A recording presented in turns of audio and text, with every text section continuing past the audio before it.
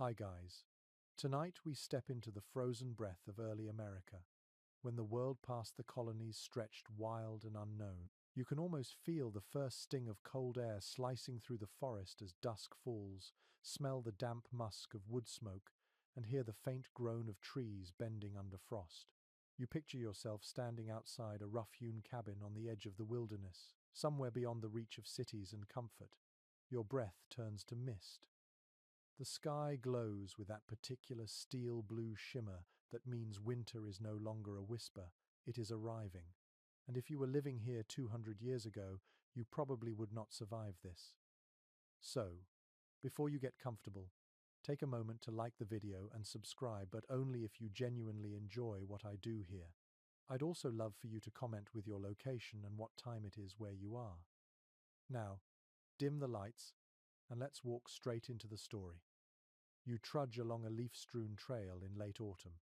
The earth is already frozen in places, and every step crunches like cracked glass. Behind you, a small cabin leans against the edge of a clearing, smoke curling from a crude chimney. The forest presses close, the trees crowding like sentinels. You can smell pine resin, damp earth, and the faint sweetness of decaying leaves. Above, crows cry sharply, as though warning that this peace will soon vanish.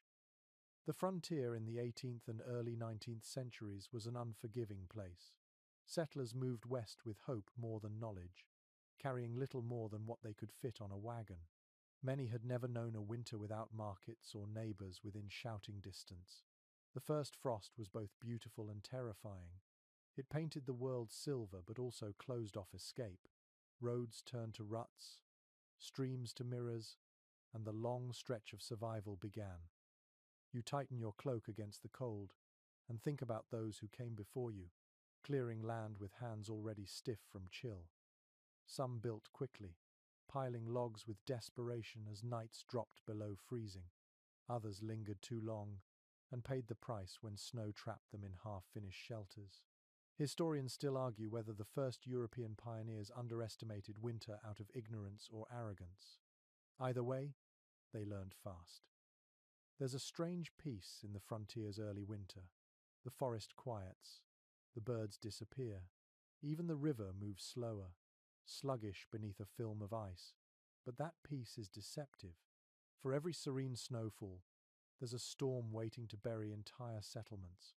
You can imagine the sound of wind battering wooden walls, a wolf's distant howl slipping through cracks, and the faint creak of timbers under snow's heavy weight. The air itself becomes an adversary, clean, sharp, and merciless.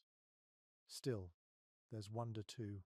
You watch the first frost form on your mittens and glisten like spun glass. Each breath feels strangely alive. The people who settled this land often wrote about that duality, the awe and the agony of winter. One woman on the Pennsylvania frontier described it as a season both of death and of purity, where life was forced into silence so it could later be reborn. You can almost see her, tending a fire while her children sleep under quilts sewn from worn-out clothes. As you wander through this imagined landscape, the colors fade. Everything becomes shades of grey and white, and even time seems to slow. The settlers noticed it too. They marked the year not by months but by tasks.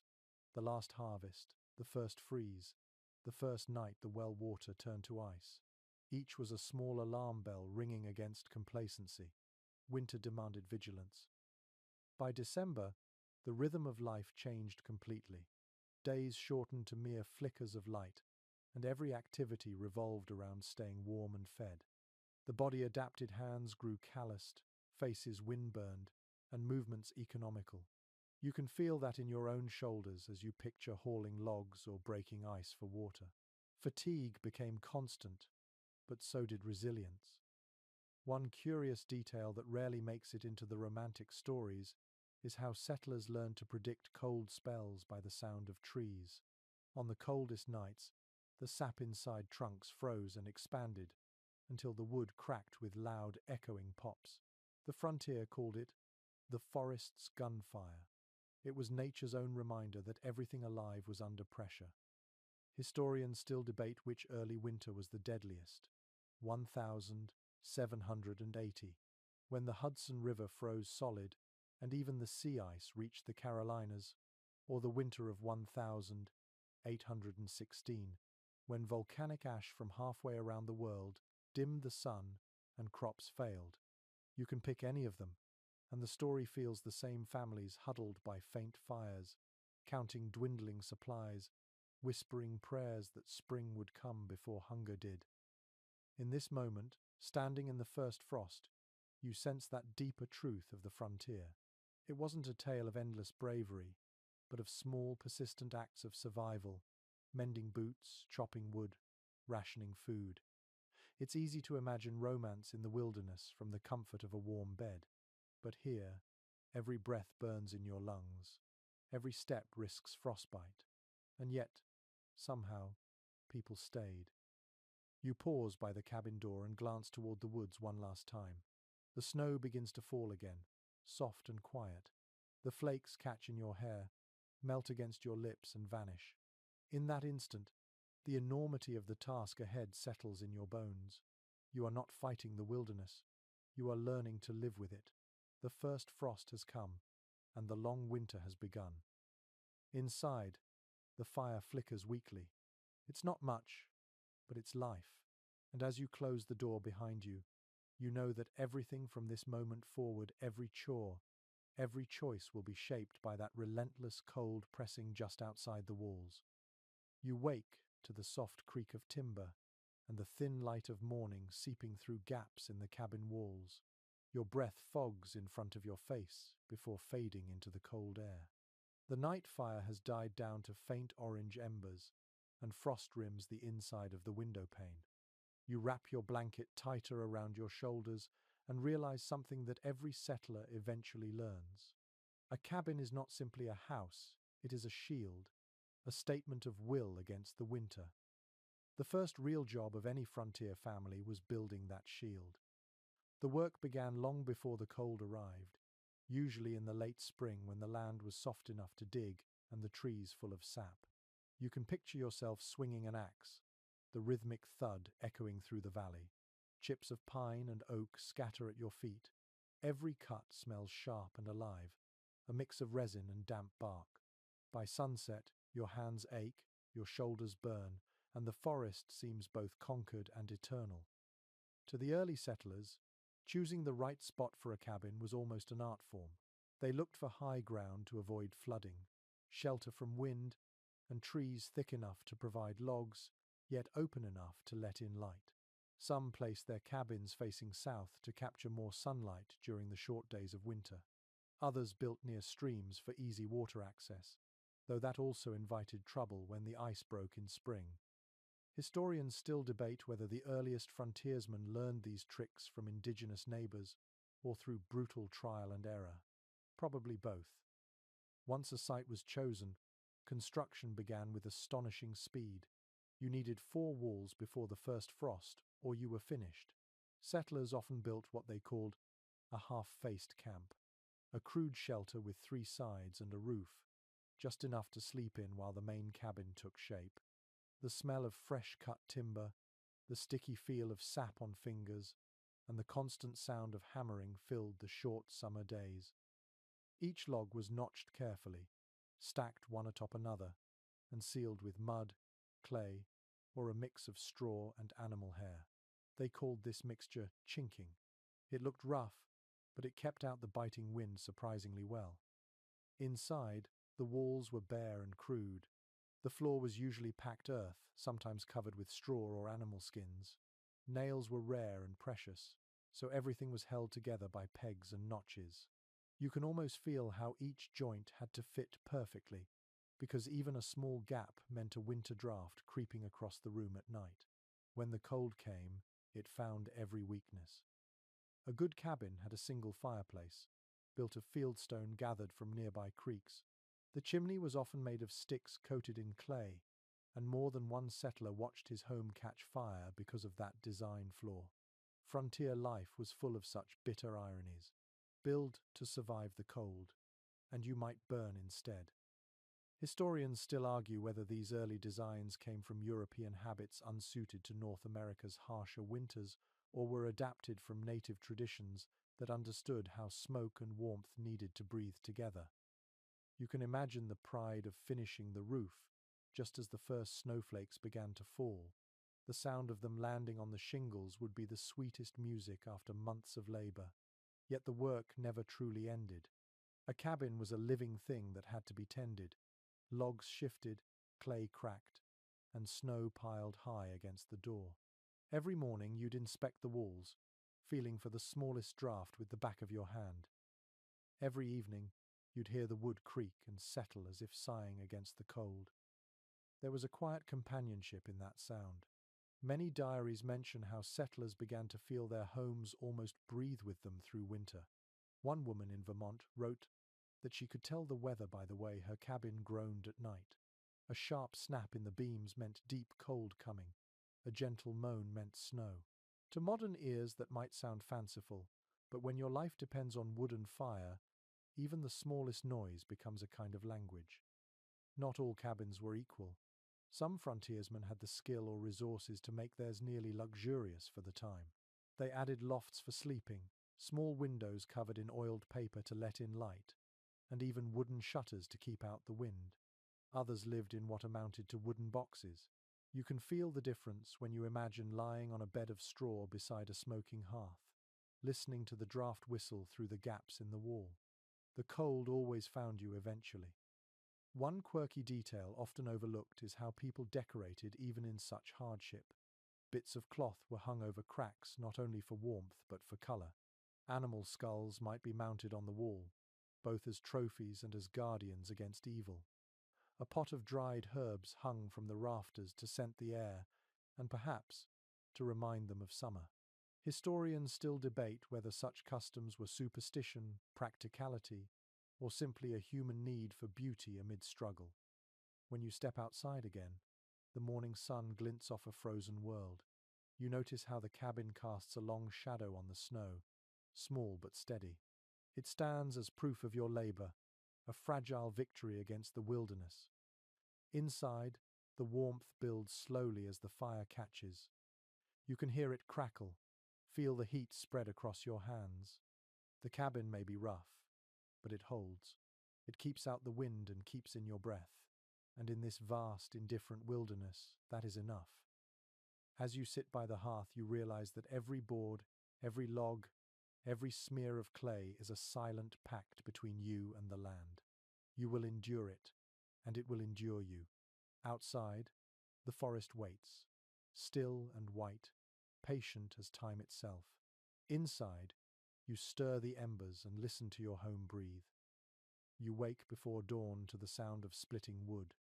The axe rings out against the quiet like a church bell across the frozen hills. Every thud is a promise of survival. You step outside, boots crunching on snow, and see your breath curl up like smoke. The air smells of pine and frost, the kind of cold that bites your cheeks and wakes every muscle in your body. Before long, your hands are wrapped around the rough handle of the axe, and you join in the rhythm that keeps the frontier alive through winter. Firewood is more than warmth here. It is currency, comfort, and the difference between sleep and death. A grown family might burn through 15 cords of wood before the thaw. That means endless chopping, hauling, stacking, and praying. The pile holds out until spring. People quickly learned that not all wood burns the same. Oak burns slow and hot, perfect for overnight fires. Hickory gives off a steady, fierce heat but pops and sparks like gunfire. Pine catches easily but smokes too much, coating the cabin walls with soot. There's an old frontier saying, whispered with a half smile, "Cut pine, and you'll cry twice, once when you chop it, and once when you choke on it." You can picture yourself standing in that pale morning light, swinging the axe again and again. The impact shudders through your shoulders, your breath turning into white steam. A steady rhythm sets in. Swing, crack, breathe, repeat. The cold sharpens everything. Even the smallest noise, the splinter of bark, the creak of trees, feels magnified. You pause to rest, leaning on the axe handle, and listen to the forest groan in the frost. Somewhere in the distance, a frozen branch snaps, echoing like a rifle shot. By late morning, a pile of logs stands as tall as you are. Each piece represents an hour of your life traded for another hour of warmth. Settlers sometimes gave names to their wood piles, half joking, half serious. One journal from upstate New York mentions a farmer calling his stack the Silent Guard, as if it were a watchman against the cold. That little quirk says something about the mental strain of isolation. When snow cut you off from the world, even your firewood became company. Researchers disagree on when the first would-be gatherings began, but they were a common sight across the frontier by the early 1800s. Neighbors would come together for a day of chopping, stacking, and storytelling. Whiskey circulated, axes flashed, and songs echoed through the woods. It was one of the few times community triumphed over loneliness. These gatherings weren't just social events, they were insurance. Everyone knew that one day it would be their turn to need help. The work itself had a rhythm bordering on ritual. Men chopped while women and older children gathered kindling, their mittens stiff with frost. The smell of burning sap drifted through the air. A pot of stew simmered by the cabin, its steam mingling with the smoke. You can almost taste that thin broth of salt, pork, and potatoes, eaten with hands too numb to feel the spoon. It wasn't luxury, but it was enough to push through the cold. There is a strange beauty in how the act of chopping wood defines frontier life. It is simple, physical, and endlessly repetitive, yet it gives shape to the day. A visitor from England once wrote in his travel diary that, to split logs in America is to split time itself, meaning that the rhythm of work measured the rhythm of survival. His observation lingers centuries later, a poetic truth born from blisters and exhaustion. As the sun begins to set, the shadows grow long and blue. The forest seems to close in again, but the pile of wood beside your cabin glows faintly in the fading light, each log a small victory. Inside, the fire crackles, throwing orange light on rough-hewn walls. The warmth seeps into your bones, slow and deep, as the day's ache fades. You think about the settlers who didn't cut enough wood before winter, and the grim stories that followed, cabins frozen shut, families burning furniture, travelers found snowbound only a mile from safety. Chroniclers of the time tell of one family in Kentucky who dismantled their porch railings piece by piece just to keep the hearth alive until March. One curiosity often mentioned in local lore is how people judged character by a person's woodpile. A neat, dry stack meant discipline and foresight. A messy, half-frozen heap meant carelessness, and neighbors would whisper about it. Frontier communities measured virtue in practical things. To be good was to be prepared. As the night deepens, you add another log to the fire and watch the flames catch, licking upward with a hungry hiss. The cabin fills with warmth and the faint scent of smoke and sap. Outside, the snow keeps falling, soft and soundless, covering the world in white secrecy. You know that every ember in the hearth started as a swing of the axe, every moment of comfort earned by labor. In that quiet glow, surrounded by the smell of burning wood and the sigh of the wind, you realize the truth that every settler learned the hard way. The frontier didn't reward bravery, it rewarded consistency. You didn't fight the cold, you fed it, one log at a time, and in return, it let you live. You wake in the dim light before dawn, your breath hanging in the air like mist. The cabin is cold again, despite the stack of firewood outside. The embers from last night's fire glow faintly, half buried under a bed of grey ash. This moment right here is the frontier's first real test.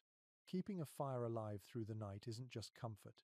It is the difference between waking up stiff and shivering or not waking up at all. You kneel beside the hearth, stirring the ashes carefully with a stick.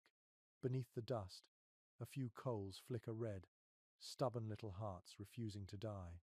You blow gently, and the glow brightens. A thread of smoke curls up into the air. It smells sweet, almost like caramelized wood. You feed the coals with dry twigs, patient and quiet, until the flame catches again and grows into life. The cabin begins to warm, just a little, enough to make your fingers stop aching. Frontier families treated fire as something almost sacred. They called it the household spirit. Losing it in the middle of winter could mean days of hardship trying to rekindle a flame from scratch. Matches were rare, so settlers carried live embers wrapped in bark or moss when moving between cabins. In some communities, neighbors shared fire the way others share bread. There are written accounts from New England describing how people would trek miles through snow just to borrow a shovel of glowing coals from another homestead.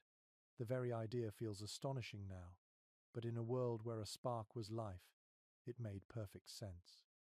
One travel diary from the late 1700s tells of a man who built a tiny clay pot solely for carrying coals. He called it his winter heart. The phrase caught on in local lore, and even today, historians find it oddly touching, a small reminder that warmth was more than physical. It was emotional, almost spiritual. A hearth wasn't simply a fire, it was the pulse of the home. You can feel that as you sit closer, palms open to the heat. The light flickers across the rough-hewn walls, throwing moving shadows that dance like spirits. The smell of smoke clings to everything, your clothes, your hair, the very air you breathe. After a while, you hardly notice it anymore. It becomes part of you, the scent of survival. Keeping the fire alive through the night required skill and patience. Settlers often used a technique called banking. Before going to sleep, they would cover the burning logs with ashes, cutting off most of the oxygen but trapping enough heat to keep the coals alive until morning. With luck, there would be just enough life left to revive it at dawn. Some added a thick log of oak or maple to smoulder slowly through the hours, what they called a sleeper log. If done right, the fire would last till sunrise. If not, the cold crept in mercilessly. Archaeologists have even found traces of fire pits built slightly below cabin floors, designed to radiate heat upward. Scholars debate whether this idea came from indigenous influence or from European peasant architecture.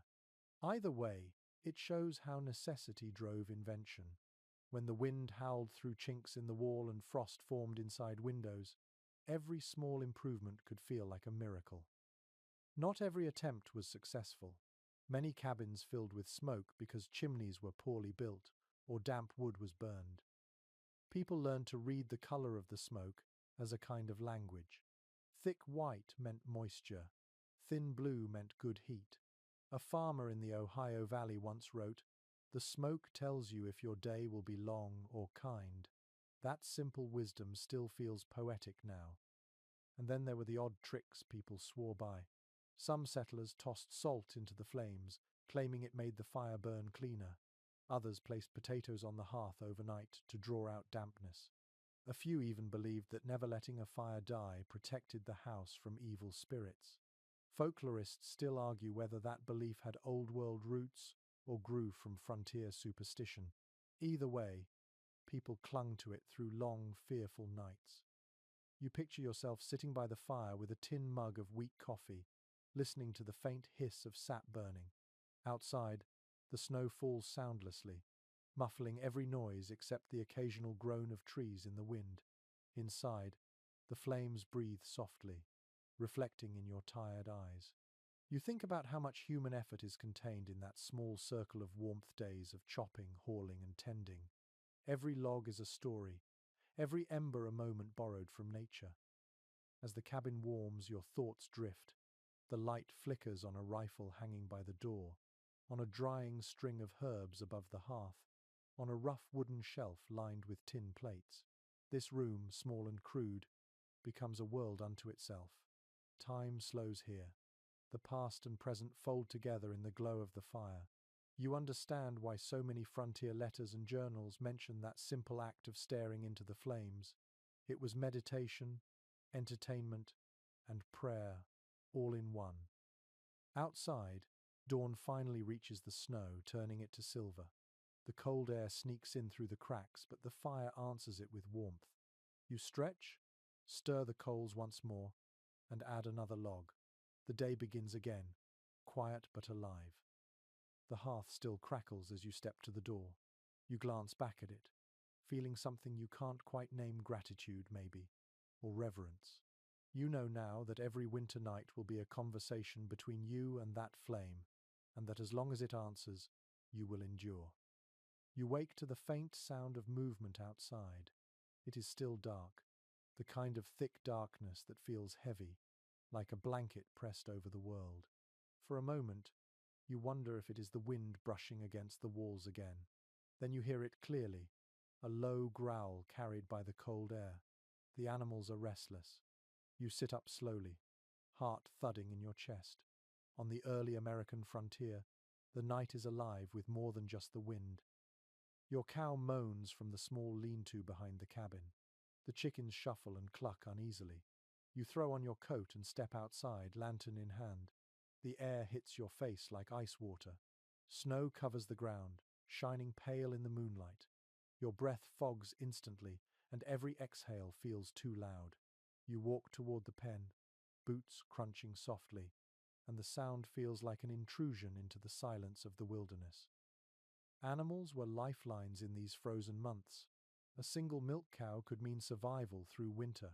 Chickens, pigs, and hunting dogs all had their place in the fragile balance between hunger and hope, but they also attracted danger. Wolves followed their scent, creeping close to cabins under the cover of darkness.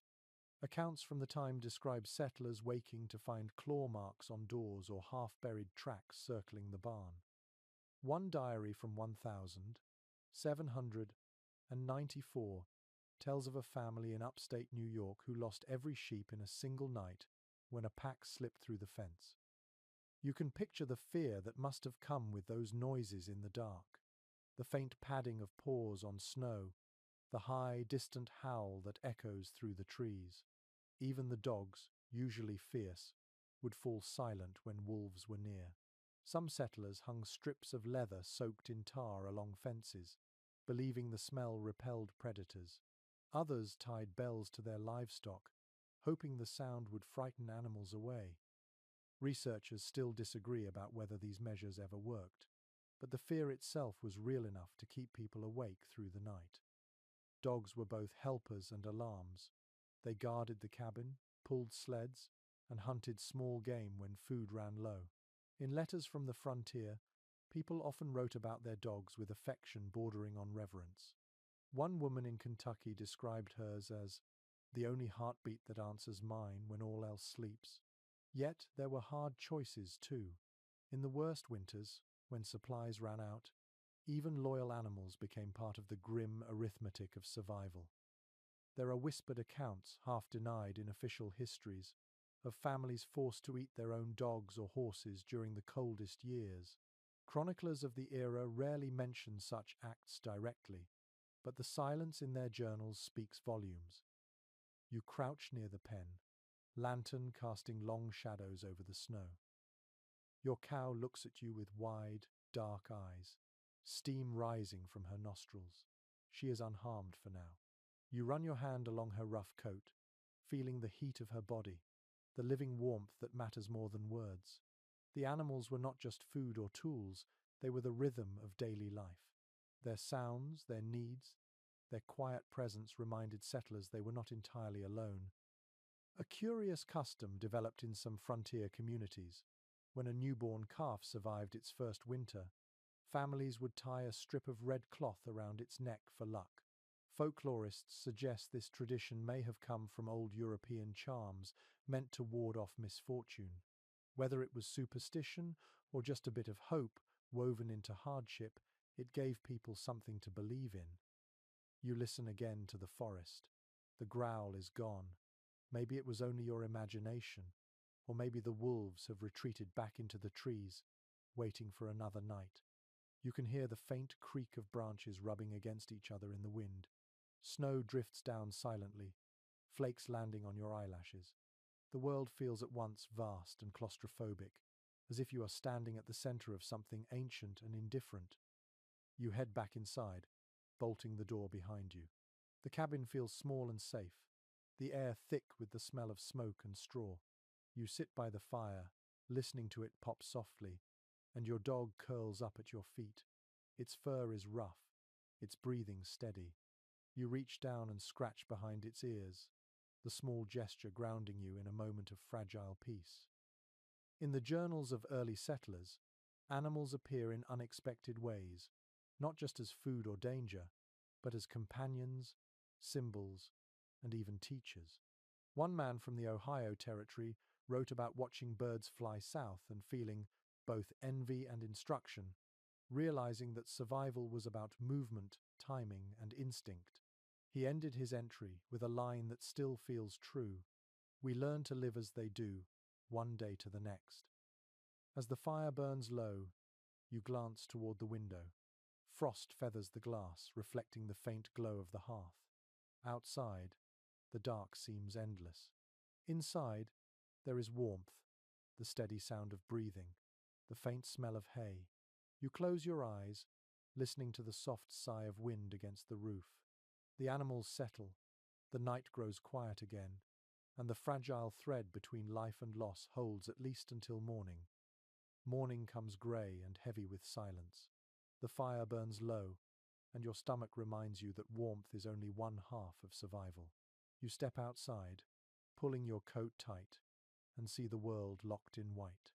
The snow glitters faintly, and the air smells clean and sharp.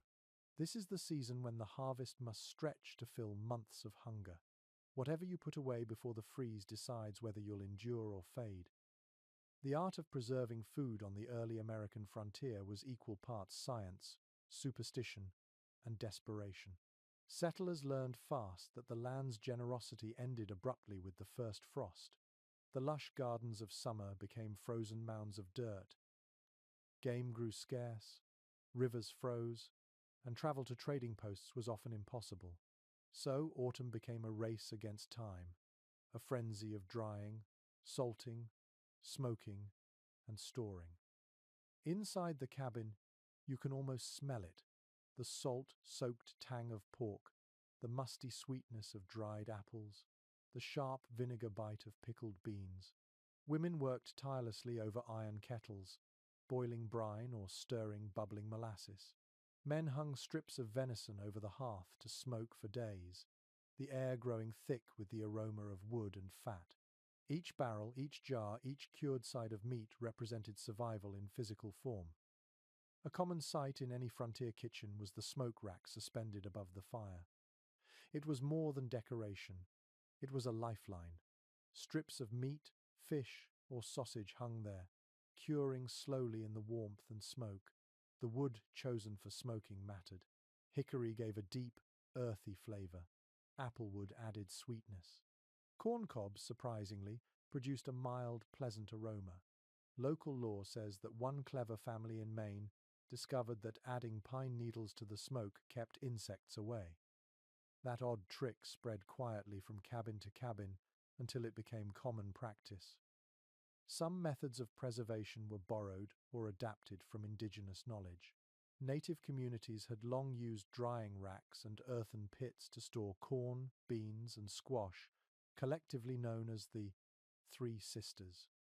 Settlers observed these practices and learned that sealing grain in clay-lined pits could keep it edible for months. Modern historians still discuss how much of frontier survival depended on such shared wisdom, though written records rarely give credit where it is due.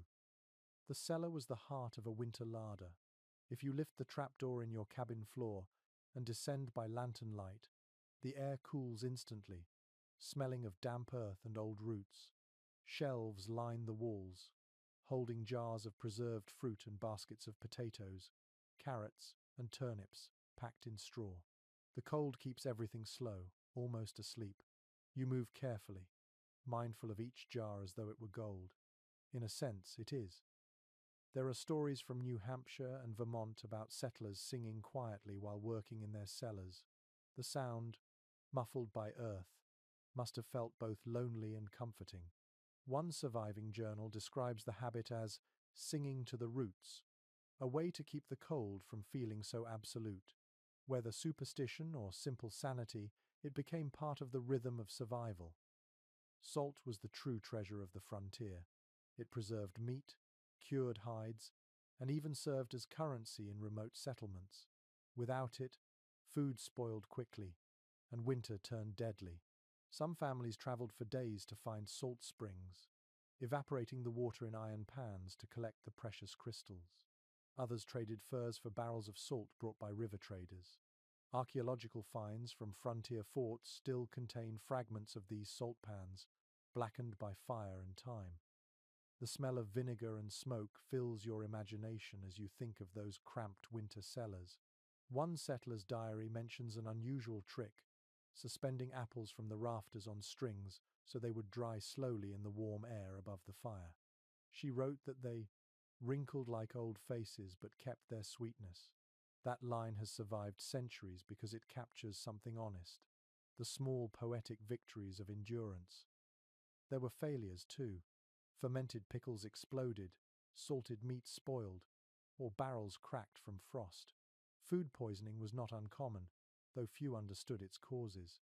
A letter from a frontier doctor in 1812 warns that improperly cured meats have laid many low before spring's thaw.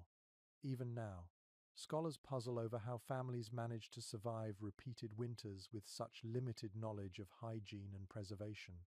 The answer perhaps lies in intuition and sheer stubbornness. You lift a jar of sauerkraut from the shelf and imagine the crunch of it on a bitter night. Its sourness, a shock of life in a world of grey. That tangy dish, originally brought by German settlers, became a staple across frontier America. It stored well and provided vital vitamins during months when fresh food was impossible. Today, nutritionists know it likely saved lives by preventing scurvy, though the settlers themselves only knew it kept the blood sweet. Back upstairs, the fire crackles again. You slice a piece of smoked pork, drop it into a pot with potatoes and a handful of dried beans. The scent fills the room, earthy and satisfying. It is not a feast, but it is warmth that reaches from the stomach outward. Outside, the wind rises, carrying the faint cry of something wild in the forest. You glance toward your woodpile, your animals, and the frozen river beyond. Every resource is accounted for. Every jar and log and heartbeat must be rationed with care. The settler's greatest skill was not bravery but restraint. As you sip the thin, savory broth, you think about the rhythm of those who came before you. Cut, salt, hang, store, wait. Their world was measured in cycles of scarcity and renewal. You realize that every bite they ate through the cold months was not just food but proof of planning, persistence, and faith that the thaw would come again. The morning sky glows pale grey, the color of cold iron.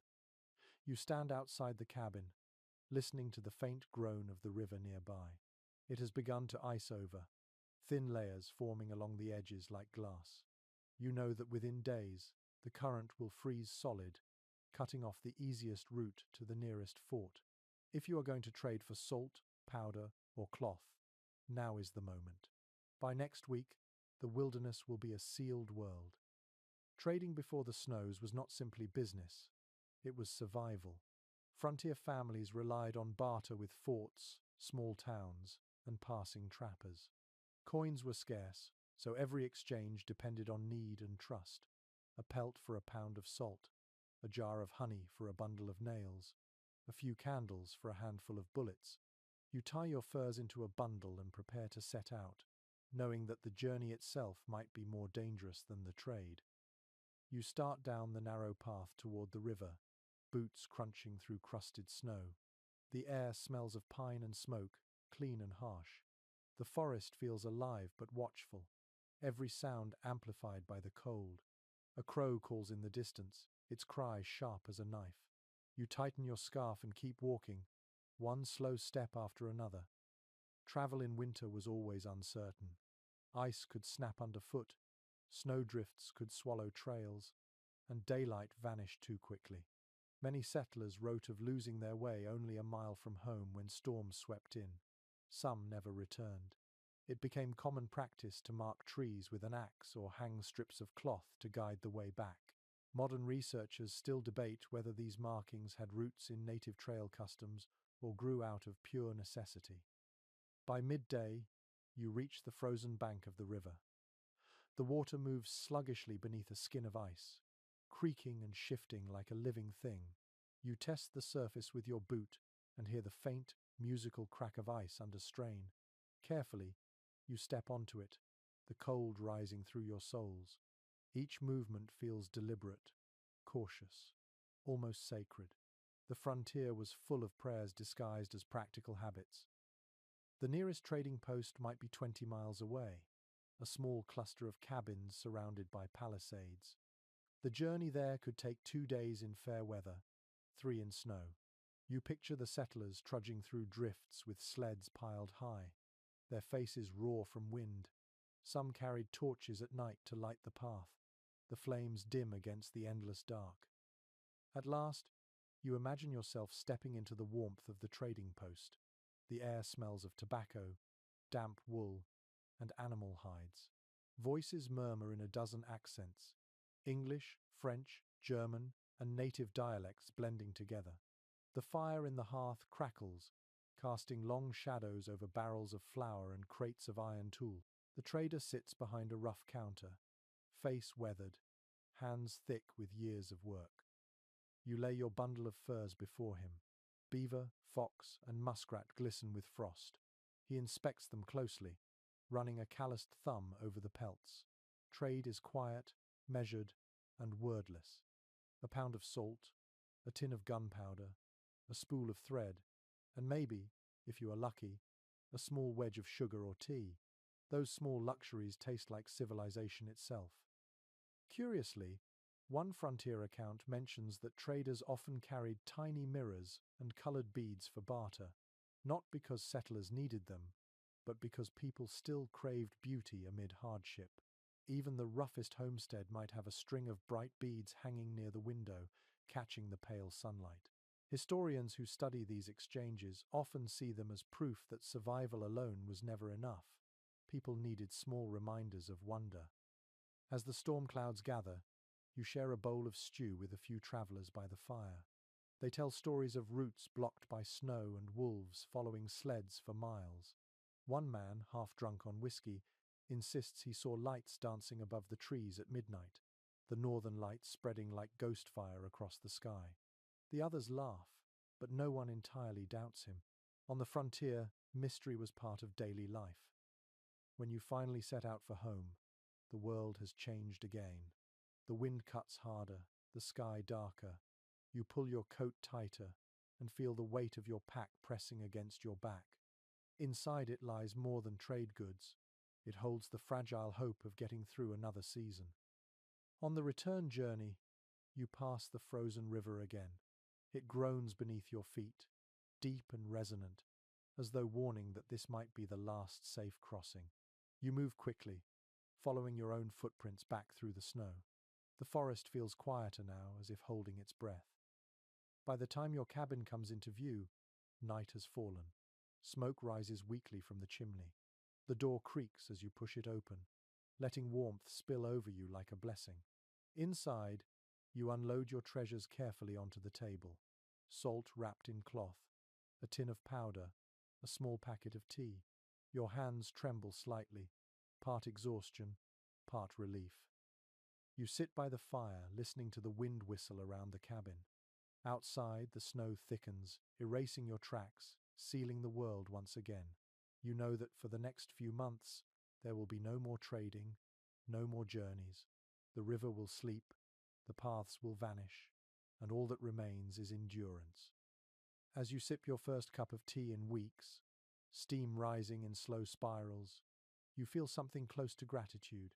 Every trade, every step, every choice was a quiet negotiation with the wilderness itself. You survived another crossing, and for now, that is enough. The wind whistles through the gaps in the logs again this morning, and you wake with cold fingertips despite the fire. You pull your coat closer and glance at the small pile of clothing stacked near the bed. Each piece feels rough and heavy, more functional than elegant. Out here, fashion means survival. The early settlers discovered quickly that the right layers could make the difference between frostbite and comfort, between waking up and never waking again. You touch the fabric of your wool shirt and feel its coarse warmth. Most settlers wore garments spun and woven at home. Flax became linen, Wool became coarse blankets or thick trousers, and deer hide turned into sturdy coats. Spinning wheels creaked in every cabin through autumn as women worked by candlelight, turning raw fibers into thread.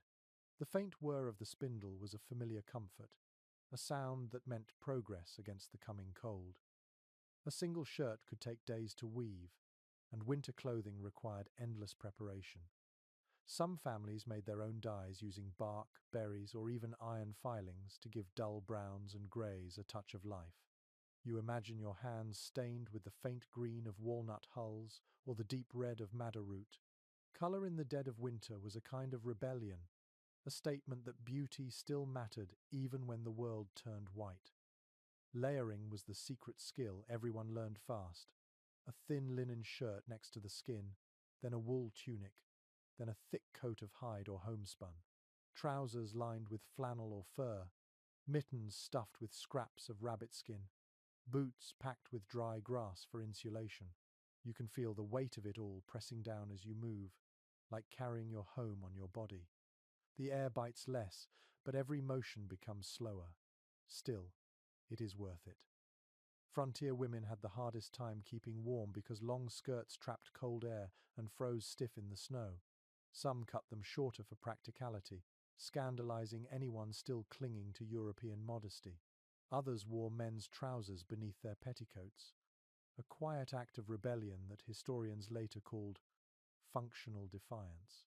The details vary in accounts, but the spirit remains the same. The body must live first, reputation second. In some regions, people lined their clothes with paper or dried moss. Travelers' journals mention settlers stuffing newspaper into boots to keep their toes from freezing. It worked surprisingly well. One merchant wrote in 1818 that he preferred a Boston Gazette to a blanket for the feet. Modern researchers find that amusing, but it was pure ingenuity. When you live far from towns, creativity replaces luxury. Hats and hoods were essential too. Many families made them from rabbit fur or raccoon tails, stitched roughly but effective against the wind. The famous coonskin cap, later romanticized by storytellers, was originally a practical piece of gear rather than a symbol of adventure. Its tail hung down the back of the neck to keep snow from sliding into the collar. People learned these tricks from indigenous neighbors who had mastered winter dressing long before settlers arrived. Scholars still discuss how much of frontier attire evolved from native designs, though much credit was long ignored in popular histories. You tie a wool scarf around your neck and feel how the coarse fibers scratch slightly against your skin. The warmth spreads slowly, a physical reminder of effort made months earlier. Someone spun this wool, dyed it, cut it, and stitched it by hand. Every garment carries the touch of a person's labor.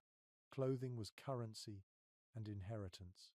It was patched, mended, and passed down until the fabric was more repair than original thread. A curious detail from early New England letters mentions people sleeping fully clothed in winter, not out of laziness but to preserve warmth. Families often wore hats to bed, wrapped in every blanket available, their breath frosting the inside of the quilts. Some even sewed small stones or bits of metal that had been heated in the fire into cloth pouches and tucked them beneath the covers to make a primitive hot water bottle. A few of these odd heating stones survive in museums, still darkened from years of use. As the morning light grows stronger, you step outside to fetch water from the frozen barrel. Your coat stiffens in the cold, and your breath curls upward like smoke. The weight of your clothing gives you a strange sense of security, like armor. You remember how settlers used to say, "Dress as if the wind hates you," and it feels perfectly true. The wind does not care, but the effort makes you feel defiant. Even laundry was an ordeal. Water froze before the soap could foam, and clothes stiffened into boards on the line. People sometimes hung garments inside near the fire, the steam filling the room with the smell of lye and wet wool. Diaries mention the satisfaction of that scent, unpleasant by modern standards but comforting then. It meant the work was done. The body would stay warm another day. You pause for a moment, holding the bucket of ice-crusted water. Your reflection shimmers faintly on its surface, framed by fur, wool, and frost.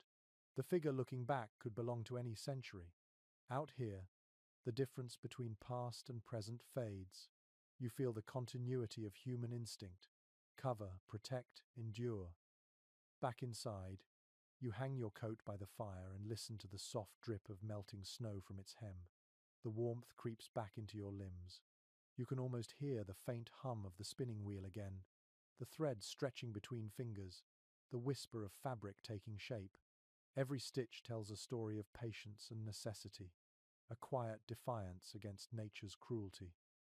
As night falls, you wrap yourself again in layers of wool and leather, your small cabin glowing in the dark.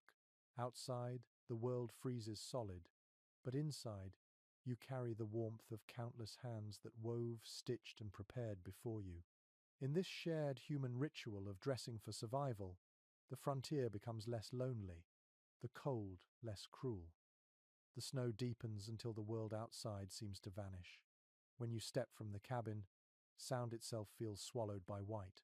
Even your footsteps disappear almost instantly, the soft powder erasing every trace of movement. You pause, listening, but there is nothing. No birds, no running water, no crack of branches. Just the faint hiss of wind sliding through the trees.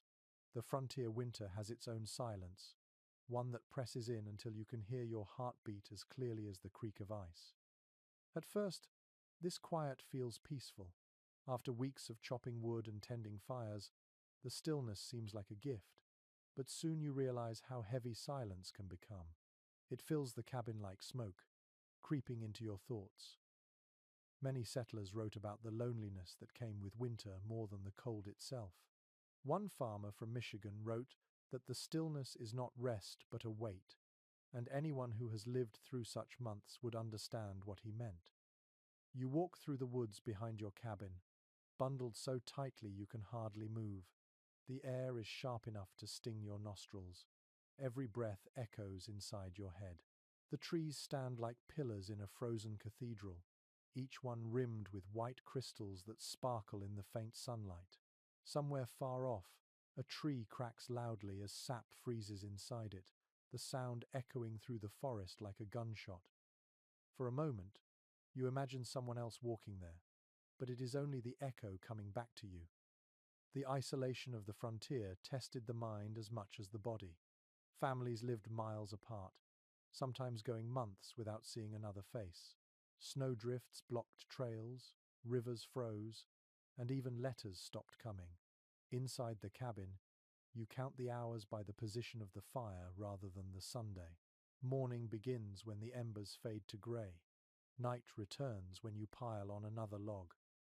A strange little fact from the journals of early settlers notes that people often talk to themselves during these months. Some even gave names to objects in their cabins, treating them as company. A woman in Vermont mentioned chatting with her broom as she swept, claiming it answered with the same dull wisdom every time. Modern historians call it a sign of loneliness. You might call it survival of the spirit. There was beauty in the quiet too, though few had time to appreciate it. The sound of snow settling on rooftops, the faint crackle of frost spreading across window glass, the rhythmic drip of melting icicles on a sunny afternoon. The world slowed to something almost sacred, and for a moment you could forget hunger and hardship. Even the silence became a kind of music once you learned to listen. Yet too much quiet could drive people to restlessness. Old diaries describe men pacing the same 10 steps inside their cabins until the floorboards wore thin. Children grew sullen or wild, mothers weary with unending stillness. Without distraction, every small worry became enormous. A cough sounded like a warning. A draft felt like doom. Researchers studying frontier life today still debate whether isolation caused more suffering than starvation. The written evidence suggests that mental strain was as real a threat as the cold itself. You pause by a frozen creek and look down.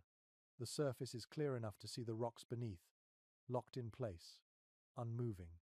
It reminds you of your own thoughts this time of year, suspended, waiting, unsure if movement will ever return.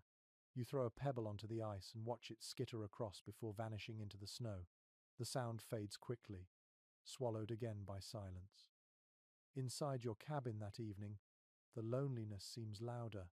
The fire hums softly, the dog shifts in its sleep, and the wood walls creak as they settle. You pull a chair closer to the hearth and let the warmth soak into your legs. This small bubble of heat feels like a heartbeat in a frozen body.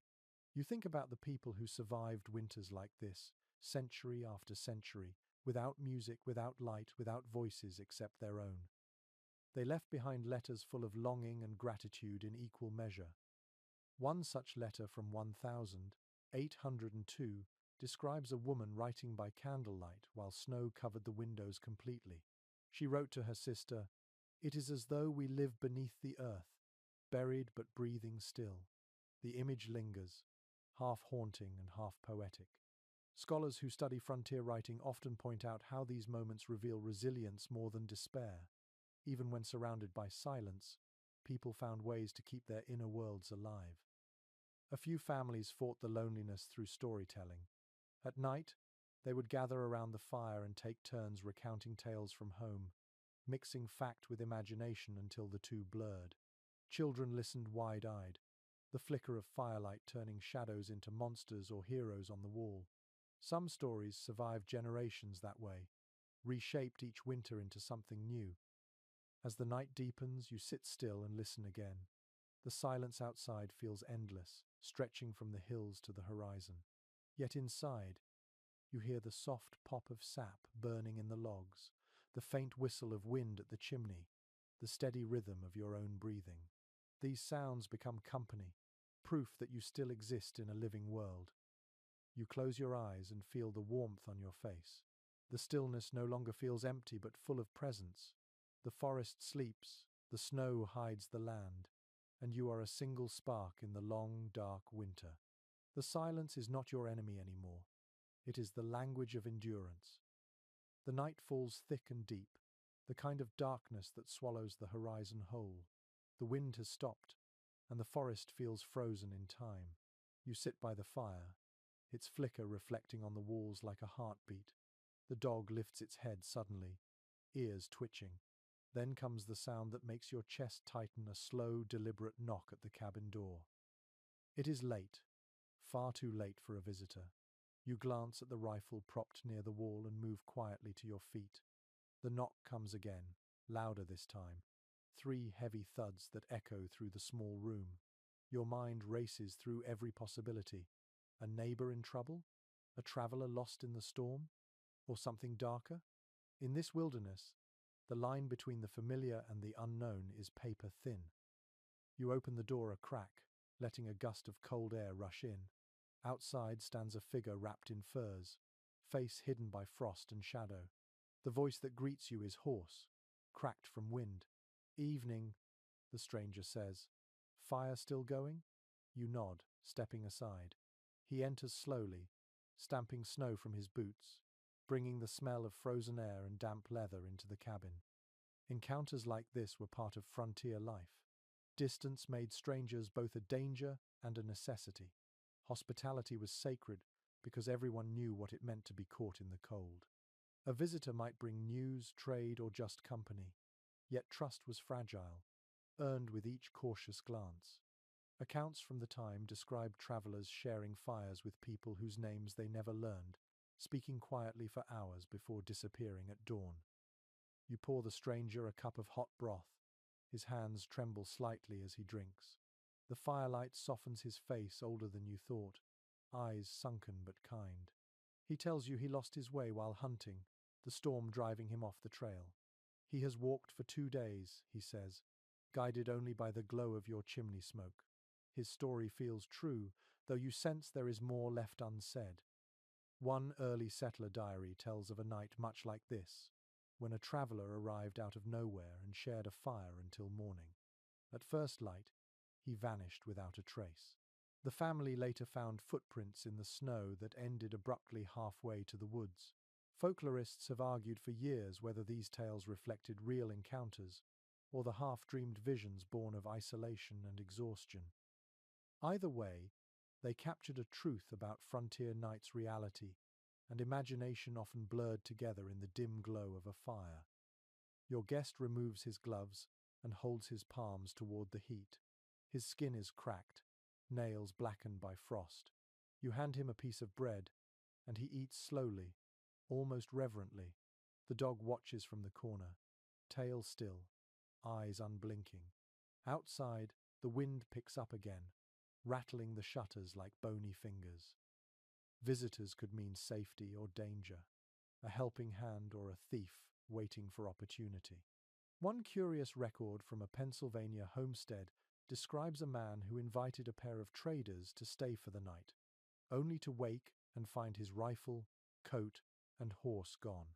The settlers afterward began keeping their rifles within arm's reach, even when showing hospitality.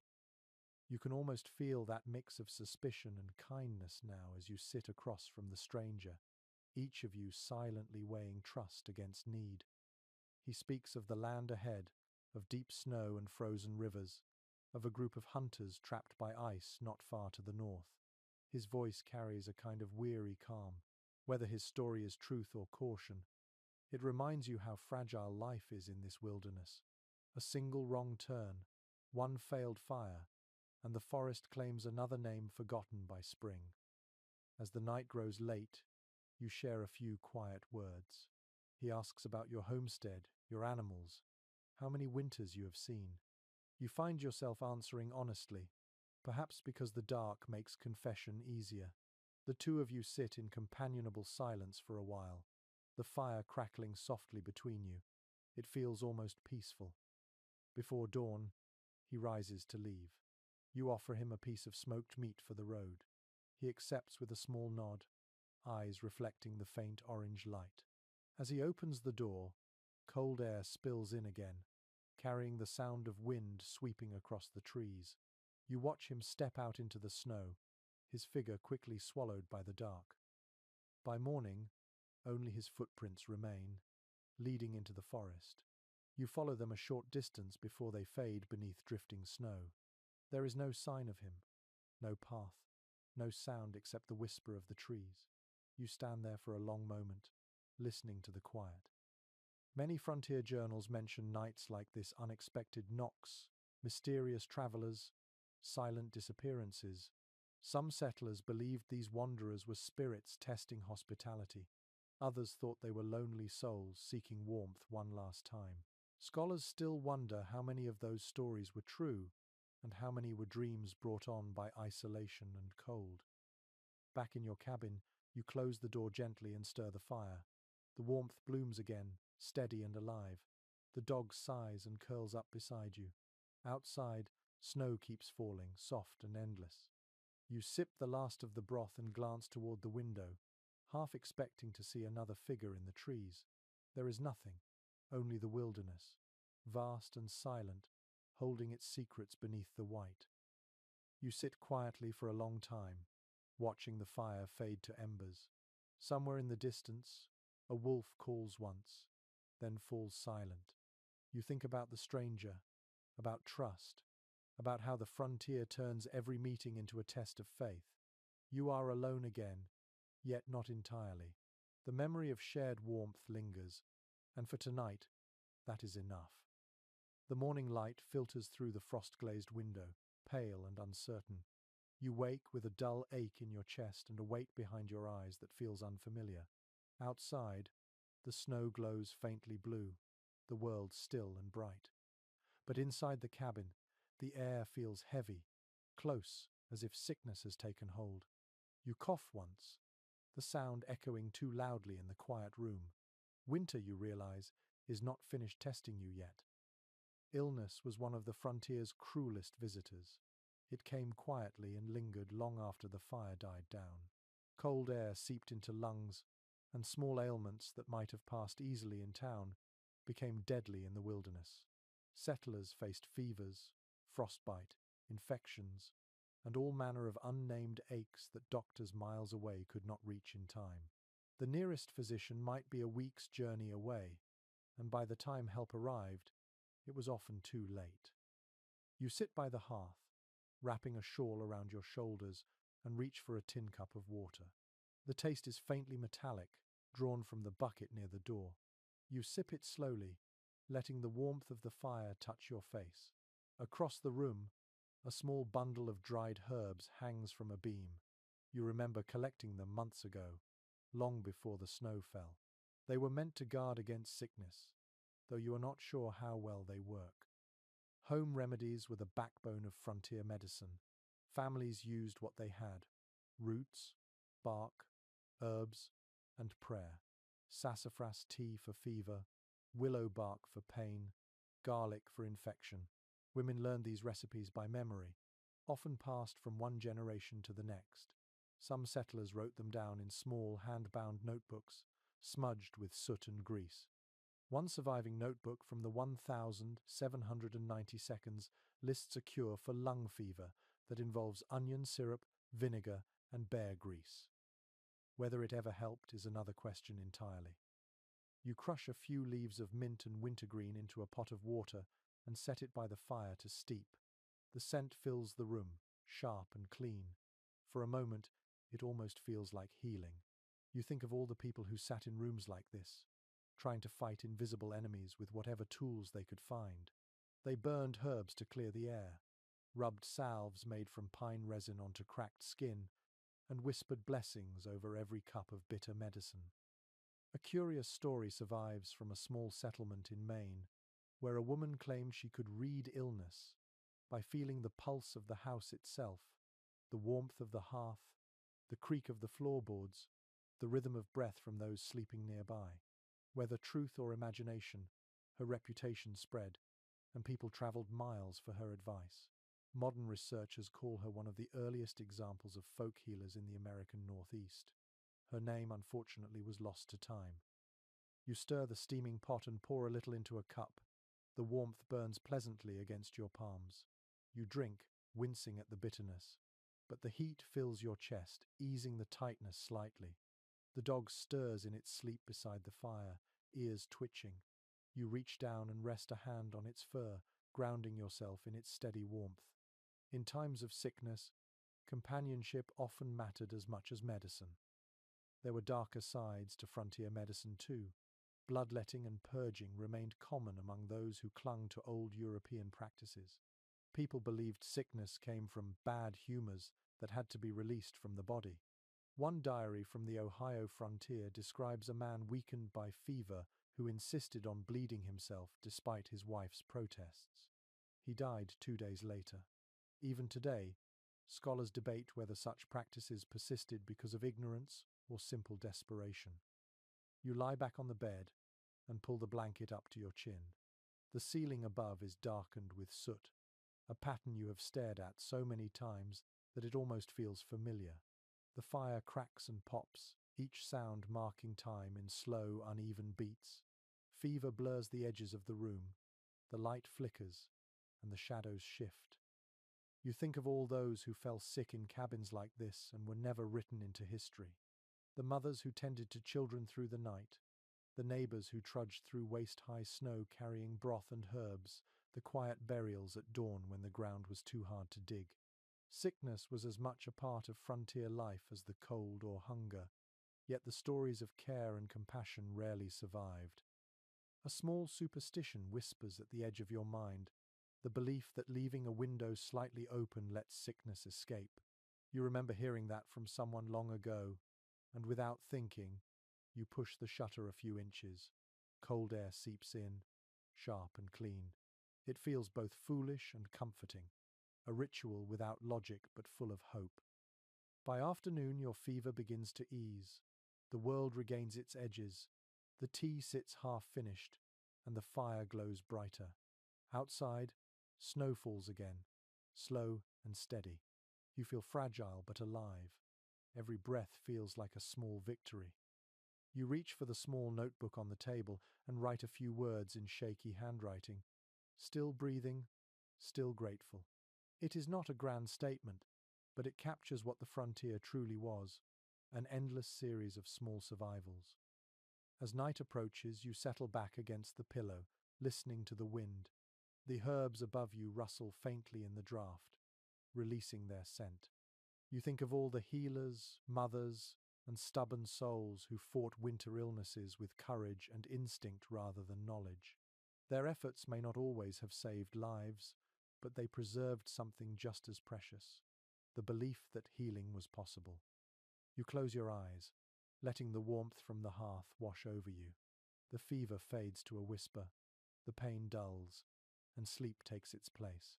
In this small, smoky cabin surrounded by snow, survival feels like its own kind of miracle. The next morning arrives in silence, but it is a different kind of quiet now. You wake weak but lighter, as if your body has decided to forgive you for surviving another night. The fire has burned down to faint orange coals, and the air smells faintly of herbs from the pot still simmering on the hearth. You sit up slowly, feeling the stiffness in your limbs, and glance toward the window. Outside, the world glows white beneath a pale Sunday. Snow stretches in every direction, glinting like powdered glass. The sickness has left you for now, but you know well that few things are more fragile than health in winter. You step outside for the first time in days. The cold hits your face like a slap, sharp and clean, waking every sense. The woods are still, the snow deep. You walk carefully, following the faint path toward the edge of the trees. There, near the frozen river, you see the familiar sight of smoke rising from another camp. Your neighbors are not settlers like you. They belong to the land in a way you never will. Members of a local indigenous tribe have set up their winter shelters not far from your clearing, as they have every year. You have traded with them before, shared fire, food, and words. In truth, their presence brings comfort. Frontier survival was never an isolated story, though later generations like to imagine it that way. In reality, settlers learned much of what kept them alive from indigenous people who had already mastered the rhythms of winter long before the first log cabin was built. Snowshoes, herbal medicines, hunting techniques, and winter clothing, all of it came from knowledge carried through centuries. The early colonists observed, borrowed, and often misunderstood, but the lessons remained. You wave a greeting toward the camp, and one of the hunters lifts a hand in return. A few moments later, you hear footsteps approaching through the snow. The crunch of movement grows closer until a familiar figure appears, a man wrapped in fur, face lined with years of cold and wisdom. He smiles faintly and speaks your name in his quiet, deliberate voice. You answer with your own rough greeting, and he nods, holding out a small bundle wrapped in hide. Inside is a mixture of dried plants and roots. He tells you to steep them in hot water, that they will strengthen your lungs and drive out what he calls the heavy air. You recognize the faint scent of cedar, yarrow, and something sharp you cannot name. It is medicine older than your country, older than your language. You thank him, and he only smiles again, as though gratitude is unnecessary. In this land, knowledge is not owned but shared. You walk back together toward the river, speaking little. The air is so cold that each word seems to crystallize and fall away before it reaches the ground. He shows you how to read the ice, tapping it with the handle of his spear. Listen, he says. You crouch beside him and do as he does. The sound that echoes through the ice is deep and hollow, like a drumbeat. He explains that the tone tells you how thick the ice is, how safe it might be to cross. You realize then that every sound in this frozen world carries meaning, if only you learn how to hear it. Many records from the early frontier mention moments like this, brief encounters where survival knowledge passed quietly between cultures. Yet few of those settlers wrote the truth plainly. They spoke of discovering snowshoe design or inventing herbal cures that indigenous communities had been using for generations. Modern researchers have since pieced together how deeply native wisdom shaped frontier life. Without it, many colonies would not have survived their first winters. As the two of you walk, the hunter points out tracks in the snow deer, rabbit, and something smaller. He moves with ease, his steps light and deliberate, while yours crunch heavily behind. You try to imitate his rhythm, stepping in the same places he does. The snow gives a soft sigh beneath your boots. For a moment, You feel what it must be like to belong to the land instead of merely enduring it. Back at your cabin, he accepts a seat near the fire. You brew the herbs he gave you, the steam filling the room with a scent both bitter and comforting. He watches the flames thoughtfully, then gestures to the walls, to the cracks filled with dried moss and clay. Good, he says simply, acknowledging the care you have taken. His approval feels like a small blessing. You ask him how his people manage during the worst of the storms. He smiles slightly, as though at a question a child might ask. We do not fight the cold, he replies. We move with it. The phrase lingers in your mind long after he is gone. To move with the cold instead of against it, perhaps, that is the secret you have missed all along. He leaves you with a gift, a pair of snowshoes made from bent wood and rawhide, the latticework delicate but strong. You run your hand along the smooth curve of the frame, marveling at its craftsmanship. These are not decorations, they are freedom. With them, you can walk where before you would have sunk, crossing the wide white world that once felt impassable. That night, as you sit by the fire and sip the herbal brew, you feel a calm strength return. The tea tastes strange but warming, and your breathing eases. Outside, the snow glows faintly under a rising moon. You think about how much of your life now depends on knowledge shared freely by those who understand the land better than you ever will. In your notebook, you write a few words, learned from the river, from the snow, from them. It is not enough to repay what you have received, but it keeps the memory alive. Historians in later years would often romanticize these moments or twist them into myths of conquest. Yet the truth is simpler and humbler. The frontier was not conquered, it was taught. As you prepare for sleep, you look again at the snowshoes leaning by the door and the bundle of herbs drying near the fire. You whisper a quiet thanks into the air, not knowing if anyone or anything hears it. The world outside is cold and infinite, but for now, it feels shared, not empty, and that perhaps is what survival truly means. By the time another week passes, the snow has thickened into a second skin over the land. You can hardly tell where the earth ends and the sky begins. The river that once whispered softly in the background now lies silent, frozen from bank to bank. When you step onto it, the ice creaks beneath your boots, sending deep echoes that roll like thunder under the surface. The sound makes you pause every few steps. You glance down at the faint cracks running like spiderwebs beneath your feet. The ice holds, but its song keeps you cautious. Crossing frozen rivers became an ordinary part of frontier life, though it never stopped feeling risky. People learned to listen for the difference between safe and deadly ice. Thick, dry cold made a deep, steady tone when struck with a stick. Thin ice near running water sang in higher, hollow notes. One explorer wrote that the river speaks to those who know its moods. He meant it literally. The frontier was a place where listening could save your life. You kneel beside a hole cut into the ice, a small ring of dark water surrounded by white. The smell of cold water and fish rises into the air. You drop a simple wooden trap beneath the surface, its bait already frozen stiff. The ice-cold wind bites your face as you wait, the rope trembling in your hands. After a few moments, the faintest tug tells you there is movement below. You pull carefully, and a silver flash breaks through the surface. A fish, small, shining, alive. You feel the thrill of success, as though you have caught more than food, as though you've captured proof that life still moves beneath all this stillness. Fishing through the ice was not for the faint-hearted. The water's edge could split suddenly, swallowing tools, or worse, a person. There are stories of whole sleds disappearing into hidden cracks. Letters from early traders along the Hudson describe men roped together when crossing rivers, each trusting the next not to panic. It sounds dramatic now, but at the time it was common sense. The land had rules that demanded obedience, not bravery. The frozen forests around you have changed too. The trees no longer sway, they shudder. Every sound carries farther, amplified by the cold.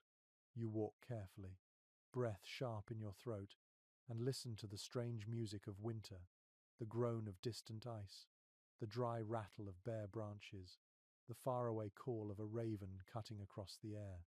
The woods feel both empty and alive. As you move deeper among the trees, you find the old line of animal traps you set weeks ago.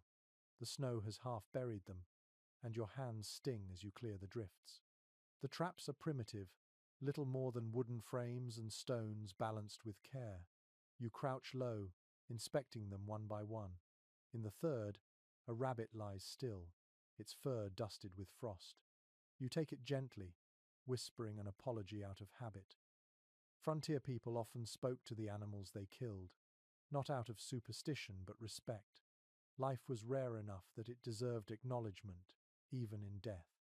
Curiously, some settlers hung small tokens near their traps, bits of ribbon, polished stones, or scraps of cloth. Folklorists later suggested these might have been charms for luck, though others believe they simply marked the traps for easy finding. Either way, they reflect something deeper, a quiet understanding that the wilderness demanded humility. People might set the traps, but the forest decided whether to reward them. You sling the rabbit over your shoulder and continue, watching your breath trail behind you like smoke. The frozen air seems to hum faintly around your ears. The sound is constant, a low, vibrating note that feels like the world itself breathing. Old journals from early fur traders often mention this phenomenon, describing it as the voice of frost. Scientists today would call it the movement of ice under stress, but to those who lived here, it felt supernatural, as if the land were alive and restless. When you finally return to the river, the sky has begun to dim. The setting sun paints the horizon in pink and violet, the light catching on the surface of the ice until it gleams like glass. You take one last step onto it, listening again to the deep, rumbling echoes below. Each vibration feels like a reminder that the boundary between safety and disaster is paper thin. You make your way back toward the cabin slowly, the rabbit swinging lightly against your back, the air sharp in your lungs. The path is marked only by your own footprints, already half covered by new snow. You follow them carefully, guided by memory and instinct. The wind carries the faint scent of pine smoke from your chimney. Home feels close, but out here even distance can be deceiving. Inside, you light the lantern and hang your coat near the fire. The warmth spreads through your bones. You skin the rabbit carefully, working with practiced precision. The meat will be thin but nourishing, and every bite will matter. You add it to a pot with a few dried vegetables and water, letting it simmer while the smell fills the cabin. You sit near the hearth and listen again. Outside, the world creaks and groans like an enormous living body. The ice shifts, trees crack, wind sighs. Each sound feels ancient, as if the earth itself is whispering reminders of how small and temporary human life truly is. A trader's diary once described winter nights as the season when even silence has a voice. You understand that now. You glance toward the window and see the moonlight shimmering on the frozen river, a silver vein cutting through the dark forest. For a moment, you think of all the travelers who crossed that ice before you, trappers, wanderers, hunters, and dreamers, each trusting that the frozen water would carry them safely. Some made it, some did not. You close your eyes, listening to the faint groaning from the river in the distance.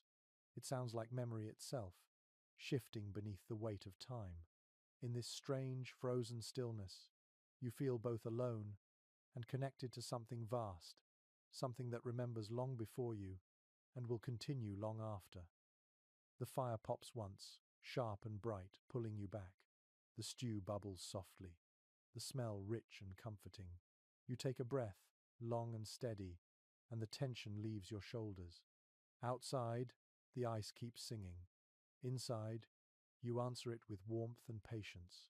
Both are songs of endurance, each in their own way. Morning arrives in a dim hush, the kind of cold that feels older than memory. You open the cabin door and step into air so sharp it makes your eyes water. Frost glitters on every branch, turning the forest into a cathedral of glass. Your breath drifts upward in slow silver ribbons. The world feels both still and waiting, as if holding its breath. The snow is too deep for easy hunting, yet you have no choice.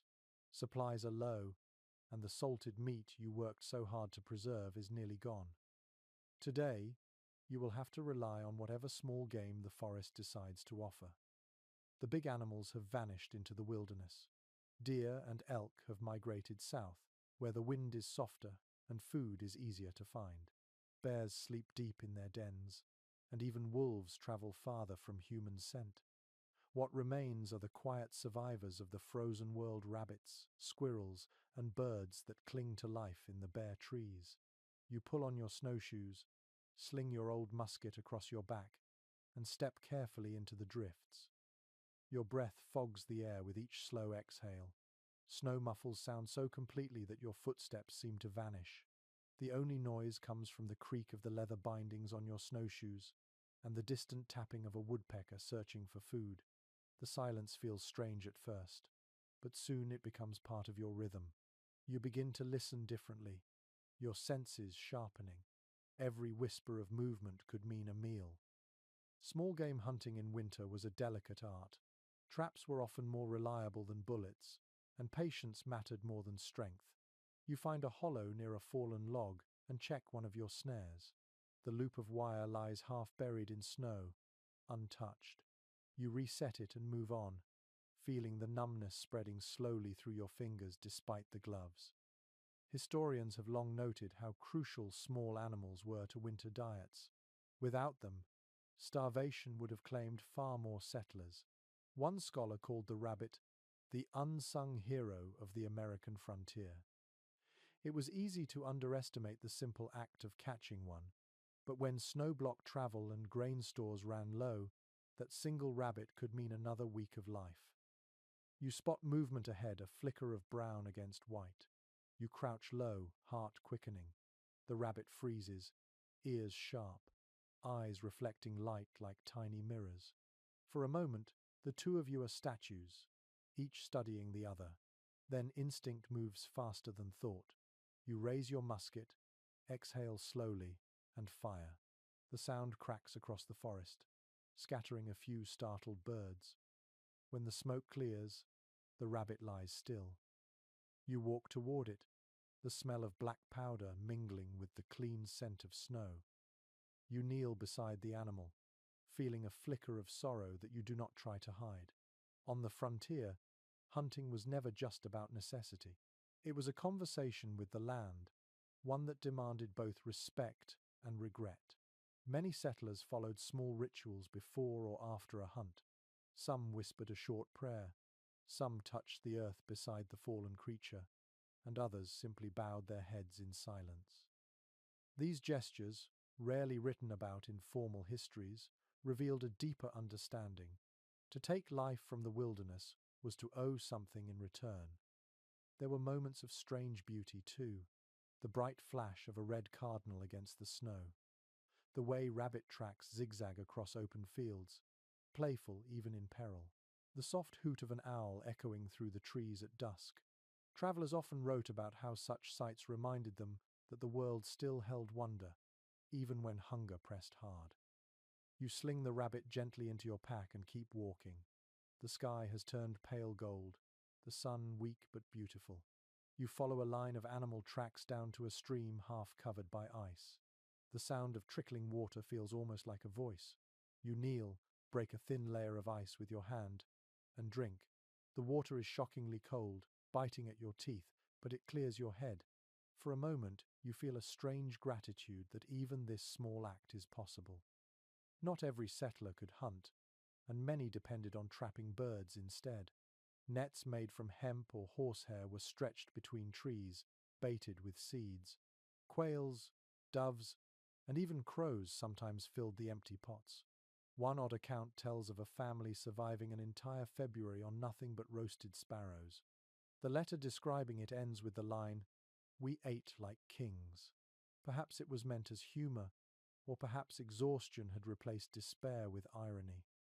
By late afternoon, the light begins to fade again. You head back toward the cabin, carrying 2 rabbits and a squirrel, a modest but hard-earned reward. The snow crunches beneath your boots, the trees now glowing pink in the sunset. In that fading light, the forest looks both fragile and eternal. You imagine the countless generations of people who walked through this same silence, chasing the same flickers of movement, depending on the same uncertain mercy of nature. Back inside, the fire welcomes you with its golden breath.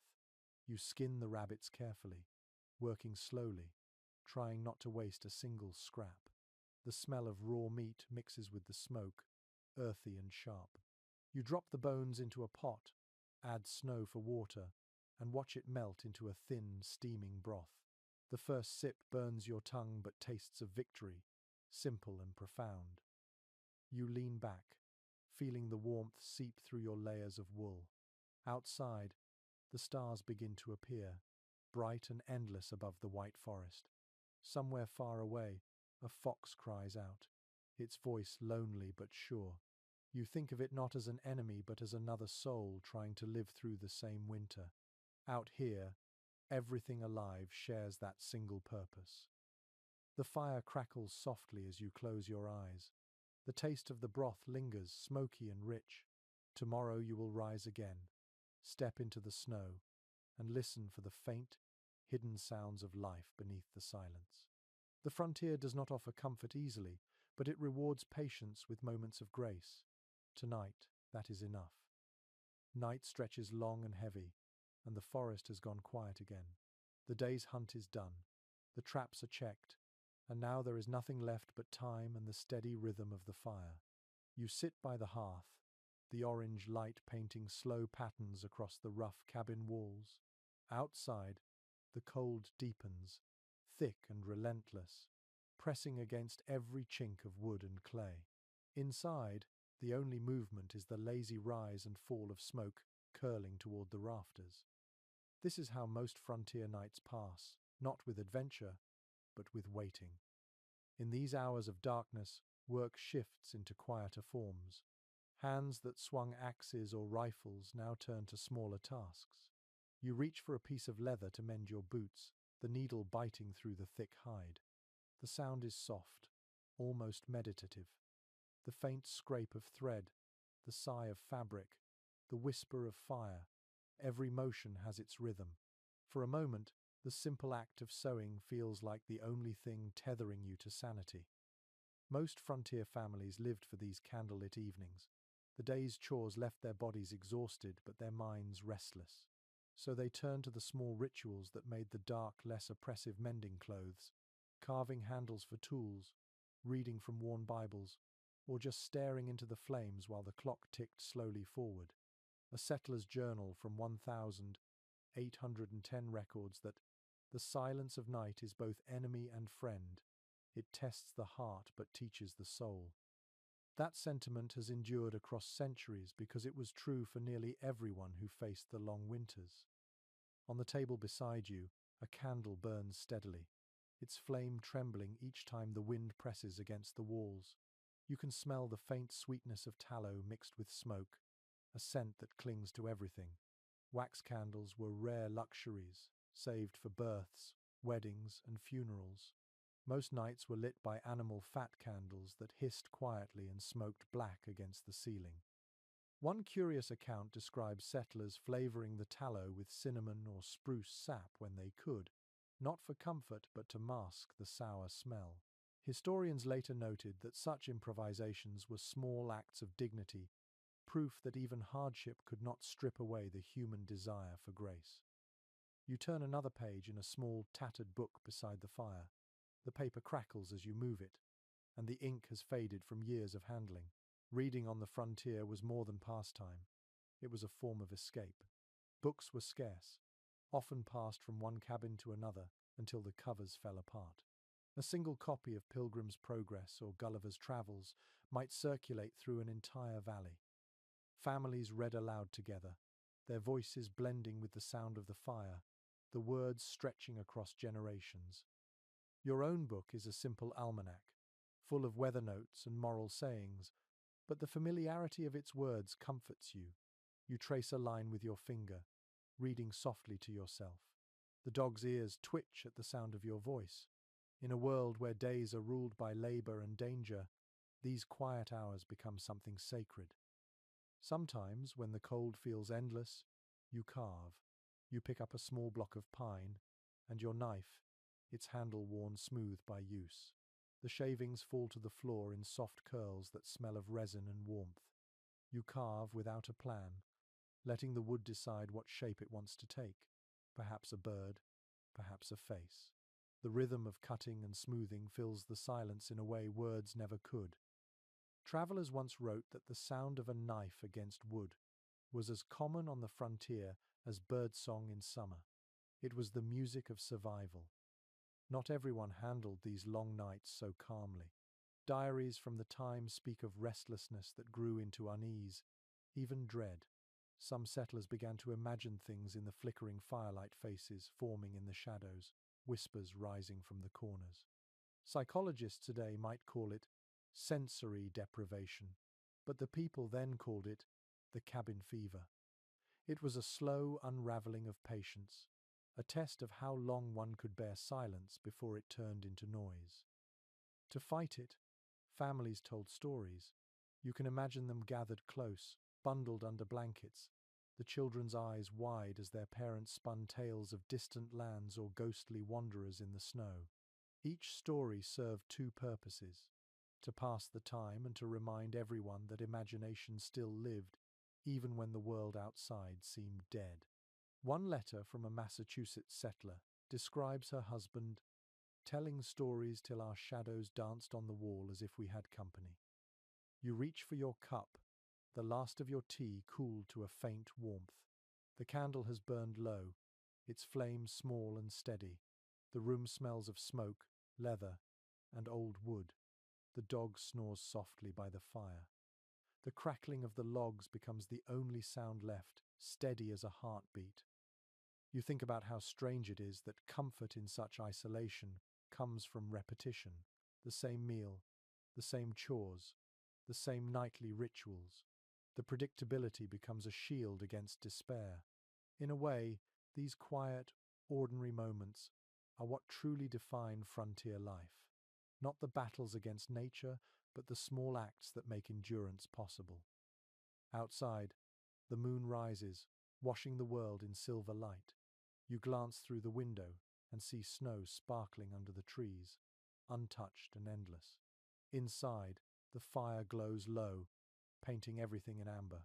The two worlds, one frozen, one alive touch at the edge of the glass. You sit still, letting the warmth sink into your bones, the calm into your mind.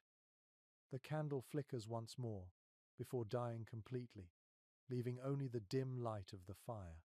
You close your eyes, feeling the rhythm of the flames, the softness of the air, and the faint pulse of life that continues quietly, stubbornly, in this frozen wilderness. Tomorrow will come, and the silence will return, but tonight the quiet feels gentle, almost kind. When you wake, the light is dim and strange. The window glows with a dull grey sheen, and a sound like soft sighing drifts from outside. You push aside the blanket and feel a chill that cuts to the bone. The fire has gone out again, and the air inside the cabin bites your skin. You rise slowly, every step heavy, and open the door to find the world buried under white. The storm has come. Snow falls in thick sheets, each flake large as a coin. The wind curls through the trees with a low, mournful sound, carrying fine powder that stings your eyes. The sky has vanished, replaced by a shifting wall of grey. You can hardly see the fence posts 10 steps from your door. The storm's breath fills the air, and it feels as though the world itself is shrinking. You shut the door quickly and brace it with the wooden bar. The cabin shudders slightly, as if alive. Blizzards like this defined the frontier winter. They arrived without warning and stayed for days, sometimes longer. Snow piled as high as rooftops, burying barns, blocking doors and sealing windows shut. Many families survived only because they had prepared for such moments. Their firewood stacked high, their barrels full. Yet even the best preparation could fail when nature decided to remind humanity who ruled here.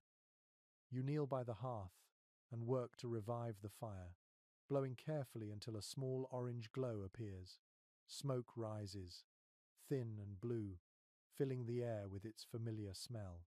The warmth builds slowly, but it cannot fight the draft that slips through every crack.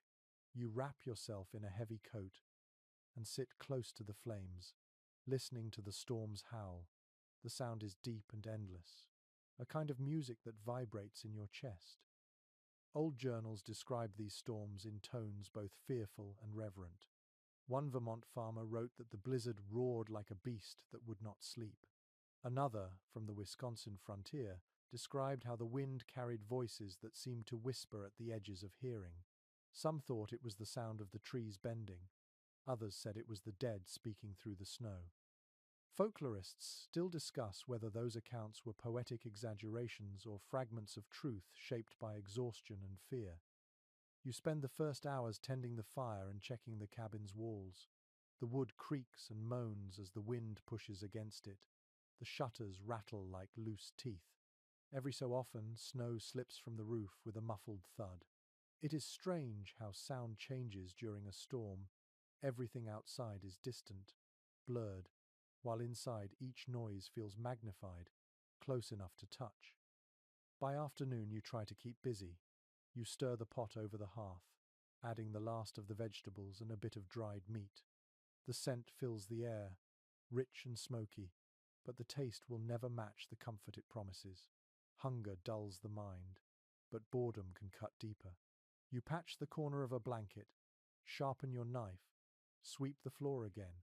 There is nothing else to do but wait. Time loses meaning when you are trapped by snow. The light outside shifts so subtly that you cannot tell if it is morning or evening.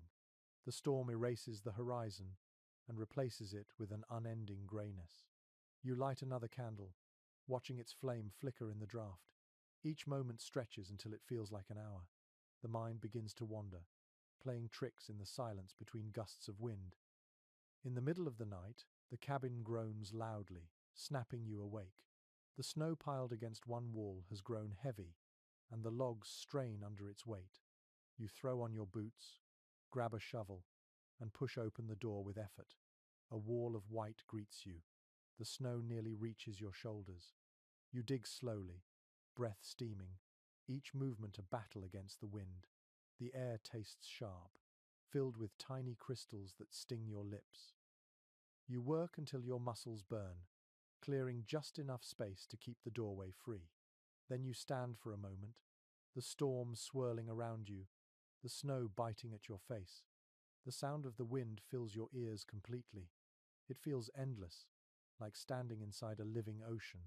For a brief instant, you understand why some settlers called these storms white prisons.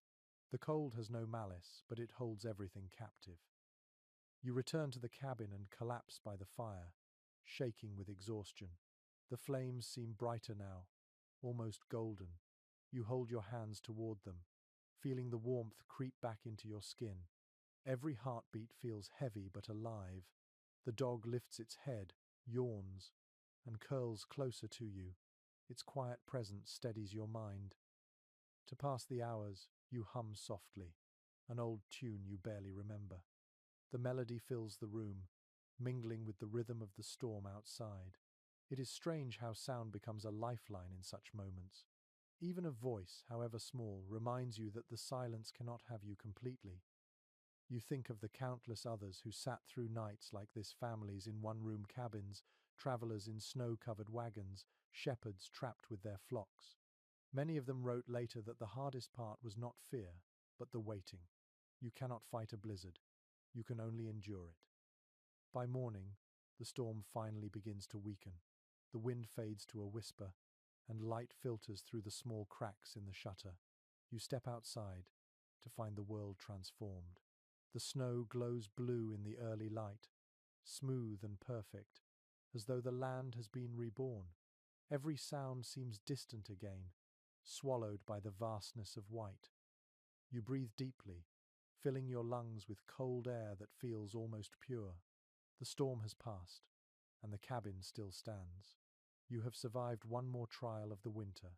In the quiet aftermath, the world feels gentle again, though you know it is only resting before the next test. Inside, you feed the fire one more log and watch the flames rise. They dance brightly, defiant against the chill. You close your eyes for a moment, listening to the silence after the storm.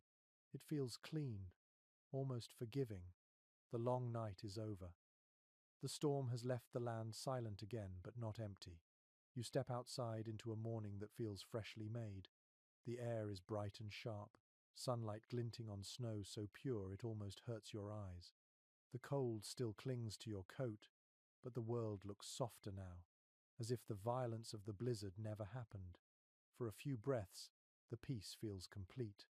Then, as often happens after great hardship, your thoughts turn inward. You start to wonder what keeps a person steady through so much uncertainty. Faith, of one kind or another, filled that role for many on the frontier. When nature could not be reasoned with, belief offered a kind of structure to the chaos.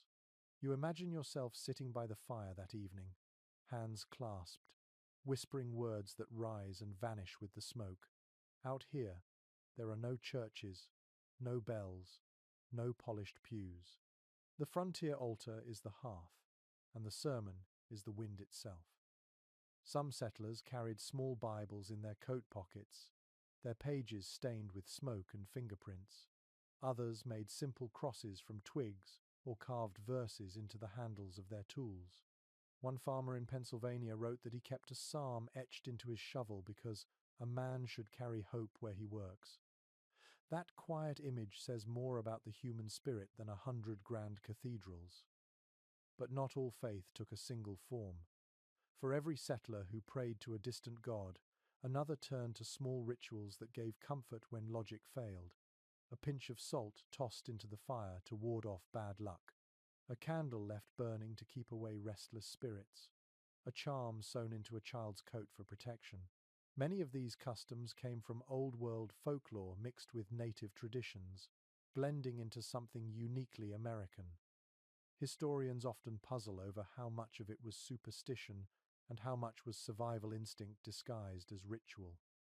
You sit by the fire that night, the glow flickering over the walls, and feel the familiar tug of habit. You whisper a few words, not a prayer exactly, but a quiet acknowledgement of gratitude. The act itself is enough. In this vast wilderness, faith does not need structure or certainty, it only needs sincerity. Loneliness has a way of making belief both fragile and fierce. When days stretch without end and nights seem to last forever, people look for meaning in whatever they can. A red sunrise might become a sign of hope. The sudden silence of the forest could feel like an omen.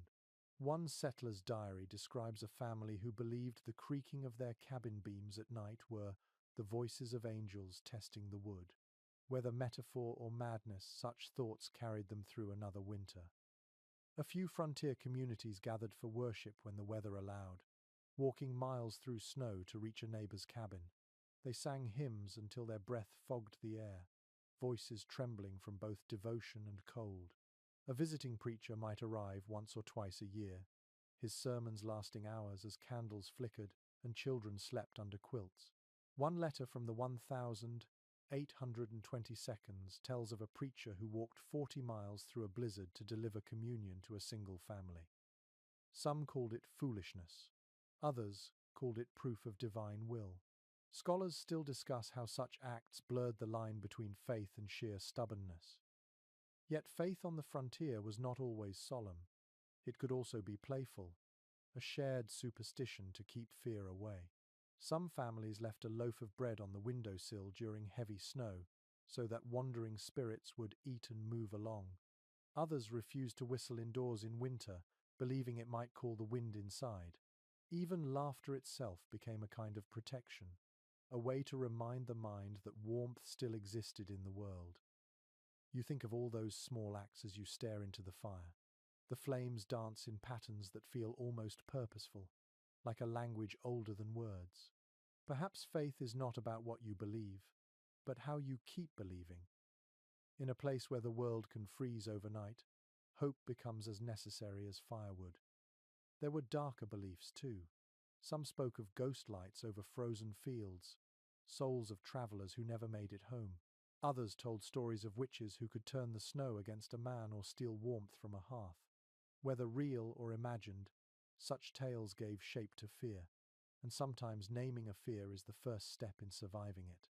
Folklorists have long wondered why these stories persisted, but anyone who has lived through a silent winter night knows why. When the wind howls for hours and the dark feels endless, the mind fills it with meaning. As you sit quietly, you take a small coal from the fire with a pair of tongs and drop it into a bowl of water. The hiss is sharp and brief. Some frontier families did this every night before bed, believing it drove sickness from the home. You know it is only habit, but it comforts you anyway. The act feels like an unspoken promise to wake again in the morning. The night deepens, the wind has settled, but you can still hear the faint creak of the frozen trees outside. The room glows softly, the fire's light trembling over your hands. You feel both very small and strangely strong. Faith, whether in God, luck, or simple persistence, has become the invisible thread that binds you to the living world. You whisper one last word to the quiet room before lying down. The meaning hardly matters. What matters is the sound, the breath that proves you are still here. The fire fades to embers. The air cools. Outside, the moon climbs above the forest, casting silver light over the snow. The storm is forgotten, but the faith it stirred remains, quiet and steady, like a pulse beneath the frozen earth. The days shorten further, and the air outside grows so sharp it almost hums.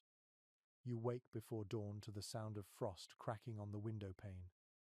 The fire has gone out again, leaving the cabin dim and silent.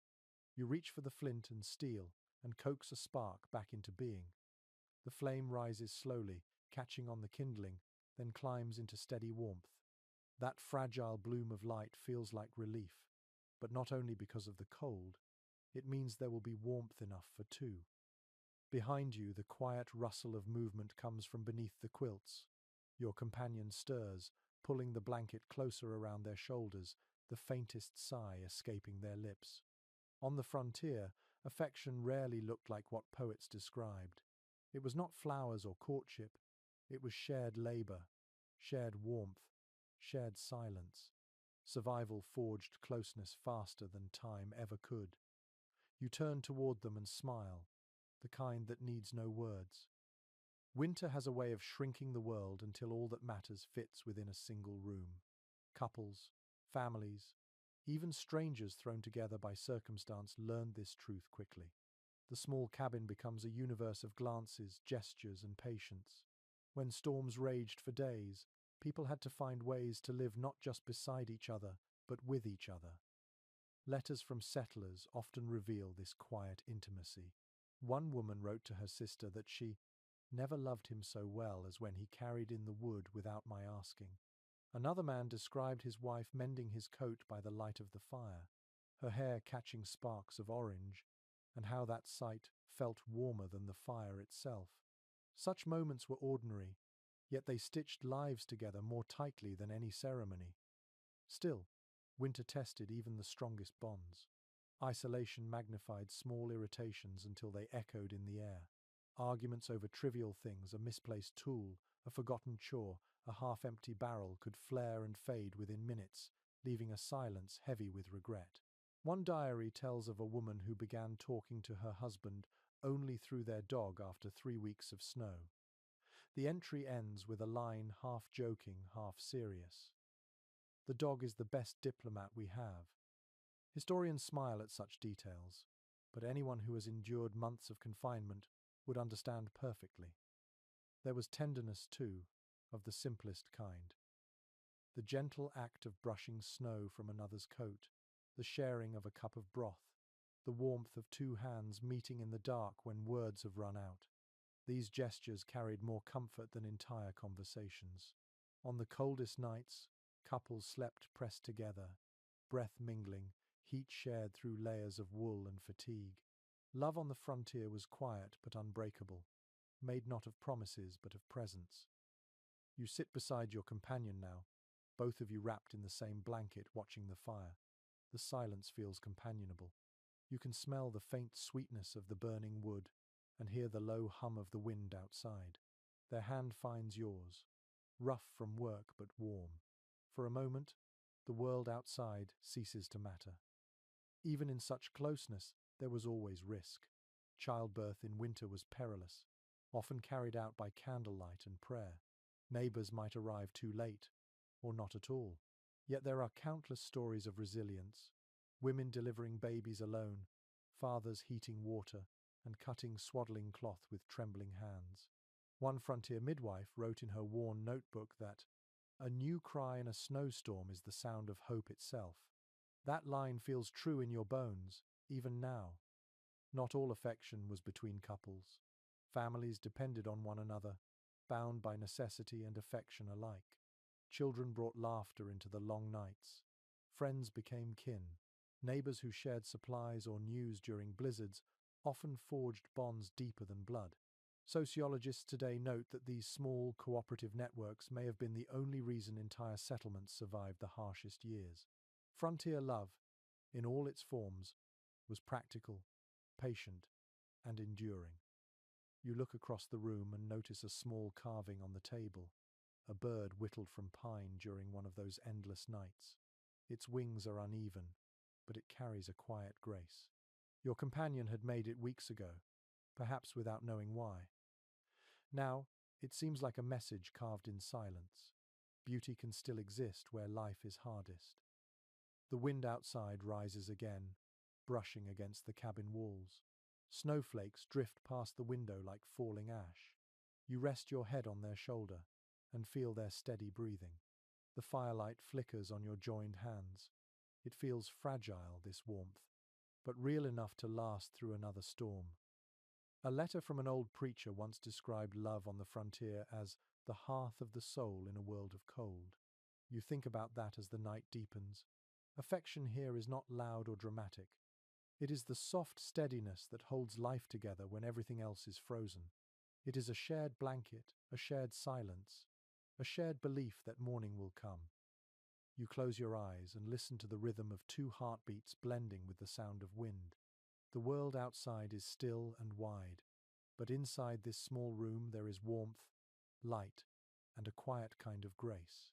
For now, that is all the frontier ever promised, and all that you need. The next morning breaks in a pale blue haze. You open your eyes to the thin light seeping through frost-streaked glass and the faint creak of timbers settling. The cabin feels quieter than usual. Outside, the snow has stopped falling, and the world lies still as if caught in a single frozen breath. You hear laughter, high and bright, cutting through the silence. Children are awake. You step to the door and open it carefully. The cold rushes in, biting at your cheeks, but the sound that greets you feels alive. A few children from nearby homesteads are playing on the frozen pond, bundled in layers of wool and hide, their faces red with joy. They glide awkwardly across the ice, using sticks for balance. The air fills with the scrape of boots, the ring of laughter, and the occasional sharp crack of breaking frost. It is a melody that warms the cold morning. Frontier children grew up close to hardship, but they found their own worlds within it. Their games were built from the materials of survival. Sticks became horses, lumps of snow became forts, and patches of ice became places of wonder. Diaries from the late 1700s and early 1800s often mention that children took the cold better than adults, as if they had not yet learned to fear it. One mother in New York wrote that her sons played till their mittens froze stiff, then laughed while I thawed them by the fire. You watch them from the edge of the pond, remembering how childhood always seems brighter in memory, even when the air could kill with its chill. The little ones chase each other in circles, their voices carrying across the stillness. A girl falls, then laughs so hard she forgets to cry. Another kneels beside her, brushing snow from her coat with small, serious hands. Even in the depths of the harshest winter, kindness thrives most easily among the young. Small joys like these gave families reason to endure. After chores were finished, Children helped their parents with whatever tasks they could manage, feeding animals, hauling kindling, or stirring soup.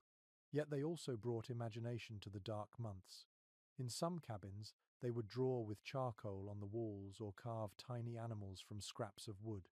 One old letter mentions a boy who made a toy family out of corn husks and gave them their own fire built from pebbles. The writer called it a small reminder that play, too, is a kind of prayer. As you watch the children slide and stumble on the ice, you think of how little separated wonder from danger. Frozen ponds could crack without warning. Snowdrifts could swallow a child in seconds. Parents lived with quiet fear behind every laugh. One journal tells of a mother who tied bright ribbons to her children's coats before letting them play outside so she could see them against the snow. That small, heartbreaking precaution says everything about what it meant to love someone in a land that could so easily take them away. By noon, the laughter fades as the children return to their homes. Smoke begins to rise again from scattered chimneys, grey against the white sky. You walk back to your cabin and warm your hands near the fire. The room smells faintly of broth and smoke. Your companion hums softly as they mend a torn mitten, and you feel the comfortable quiet that follows good noise. Frontier winters shape childhood differently from anything known in the towns and cities back east.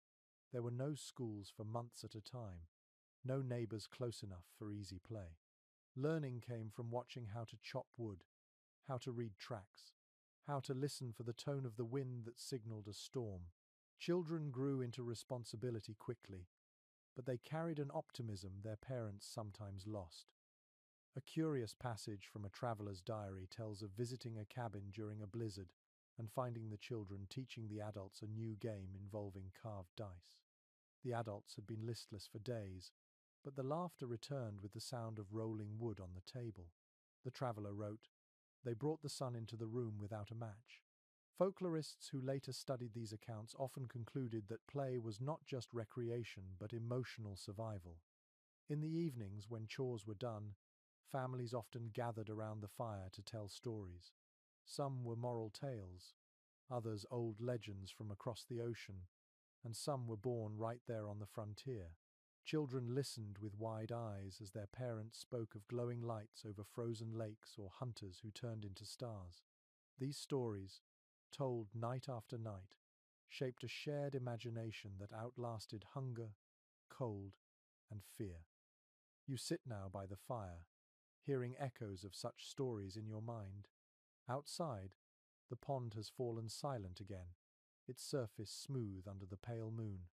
You picture those small figures laughing in the cold, unaware of how precious that sound is to anyone listening.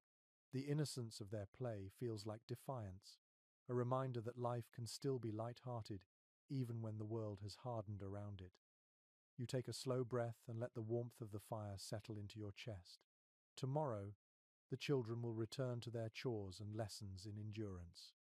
But tonight, their laughter lingers in the air, weaving through the smoke and the memory of the frozen morning. In a land that often demanded silence, their joy was the only music that mattered. Night comes early now, folding itself gently over the land.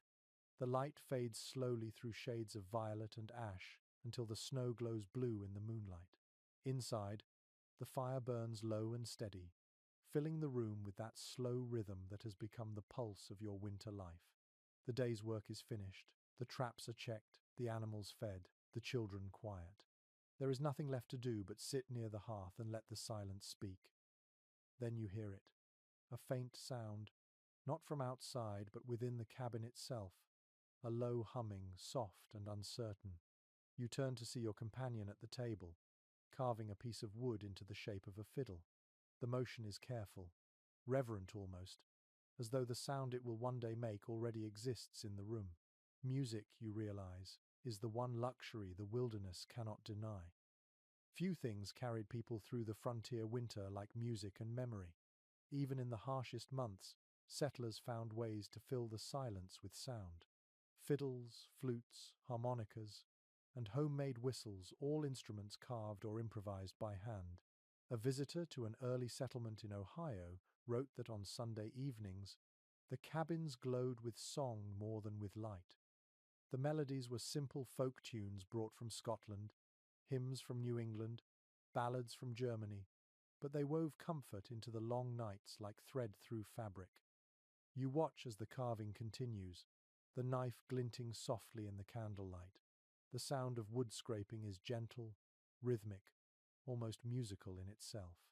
Later, the half-finished fiddle will be strung with horsehair from a brush and resin scraped from pine. The tone will be rough and uneven, but the first note that rises will feel like a miracle. When night deepens, you find the old tin whistle tucked on the mantel. You raise it to your lips and blow softly. The tune that comes out is imperfect, a fragment of something older than memory. It wavers at first, then steadies, floating through the cabin. The sound fills the space between the logs, brushing against the ceiling beams, curling into the corners where shadows linger. Music carried memory on the frontier. Each melody was a reminder of places far away, a church bell from a lost town, the laughter of a market square, a voice once loved. One settler wrote that a fiddle could warm the heart when even firewood failed. Another described his father playing for hours during blizzards, the children falling asleep by the hearth as the storm howled outside. Historians say that these musical nights helped keep families sane through isolation. But to the people living it, it was simpler. Song was proof that life still had color. You play until your breath runs thin, the tune drifts into quiet, and the silence that follows feels softer, changed somehow. The fire crackles in agreement, as if approving. Your companion looks up, smiles faintly, and begins humming another melody. The notes blend, overlapping, filling the room with warmth that has nothing to do with heat. Outside, the world remains frozen, but in here, sound moves like smoke, curling upward, carrying the weight of longing and peace. Even the dog lifts its head, tail thumping lazily, lulled by the gentle rise and fall. In many settlements, music was the center of winter gatherings. Neighbors would brave the snow to visit, carrying lanterns that flickered like fireflies in the dark. Inside one cabin, boots stomped rhythm on the floor while fiddles and pipes sang. The room would shake with laughter and clapping until the roof beams dripped with condensation. Then, when exhaustion set in, the songs turned slow and mournful old ballads of lost homes and faraway families. Anthropologists later called these songs the echo of exile, melodies shaped by longing and survival. One peculiar story tells of a man who carved flutes from the bones of deer he had hunted, believing their spirits lived through the sound. Whether it was art or reverence, no one could say. The neighbors thought him strange, but when he played at night, even the dogs went quiet to listen. The blend of practicality and mysticism ran deep in these lives, and music often sat right between the two. You sit by the fire again, the whistle resting in your lap, and close your eyes.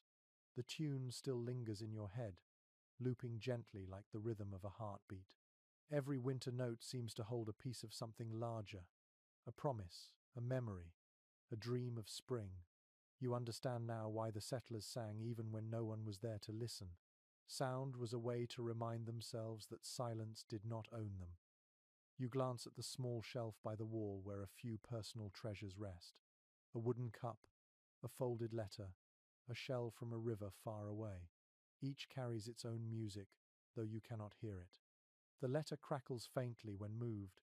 The cup hums softly when filled. The shell echoes the faintest whisper of water when held to your ear. These quiet harmonies shape your nights more than any grand tune ever could. As the candle burns low, you hum one last melody, a lullaby your mother might have sung, though the words have long been lost. The notes drift softly through the cabin, tender and slow. The firelight flickers across the walls like moving stars. You feel the weight of the day lift from your shoulders. Outside, the frozen forest listens in silence. Inside, you hold the last song of the night in your breath, letting it fade into stillness. When the final note slips away, the room feels full instead of empty. The quiet has changed. It no longer feels like absence but like rest. The frontier sleeps, the world breathes, and you are part of its rhythm, warm and alive in the long winter night. The days have blended into one another now, their boundaries softened by snow and repetition. You can no longer tell whether it is Tuesday or Sunday, only that the air feels heavier and the sun seems to linger lower on the horizon each morning. The world has shrunk again to the size of your cabin and the forest beyond it. Then, one afternoon, the quiet breaks. A sound comes from the wood's hooves crunching through snow, a shout, and the distant jingle of metal. You step outside, heart quickening, and see a rider approaching along the frozen path.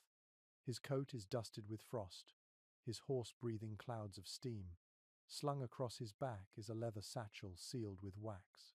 A messenger. In the early frontier, letters were a miracle. They arrived rarely, carried by traders, trappers, or soldiers traveling between settlements. Months might pass before any word from the world beyond reached your door. When it did, it was like hearing a voice from another planet. You wave to the rider as he dismounts, his boots sinking deep into the snow. He greets you briefly, too tired for conversation, and pulls a small bundle from his satchel.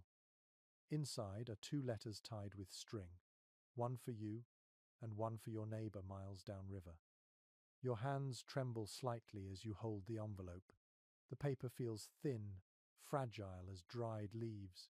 You can smell faint traces of smoke and ink, as though the letter has absorbed the scent of its long journey. You take it inside and sit near the fire, staring at the name written across the front in careful script. It is from your sister, written months ago, before the river froze. When you open it, the room grows quiet again, as if listening. Her words spill out in neat lines, describing a world that feels impossibly distant. The market in town, the harvest, the chatter of neighbors. She writes of family gatherings by firelight, of laughter, of a baby born and named for your late mother. She sends prayers and well wishes and hopes you have enough wood to last the winter. There is a pressed violet folded inside, brittle but still faintly purple. For a moment, you feel as though spring itself has reached into your frozen room. Letters like this carried warmth that even the best fire could not give. They reminded settlers that they were still part of a wider world, still remembered. A farmer in the Illinois Territory once wrote that a letter from home was as dear as the sight of sun after a storm. Scholars later noted that these written connections formed the emotional lifelines of frontier life. Words had to travel across hundreds of miles of snow, mud, and silence to arrive in trembling hands. You set the letter on the table, smoothing the creases with your palm. The ink has faded slightly, but her handwriting remains clear, elegant, alive. The simple act of reading becomes a ritual. Each sentence you whisper aloud, each pause feels like a shared breath across time. For a few minutes, the cabin fills with the sound of another voice. Not every letter brought comfort. Some carried sorrow.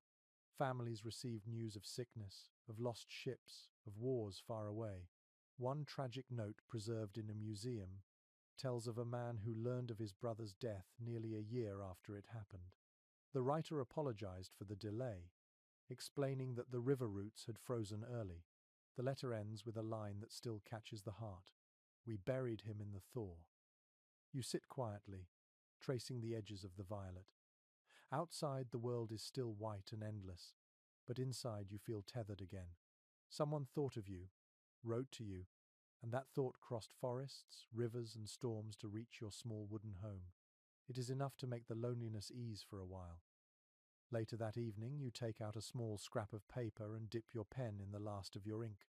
The words come slowly at first, hesitant. You write of the snow, of the storms, of the fire that never quite warms enough.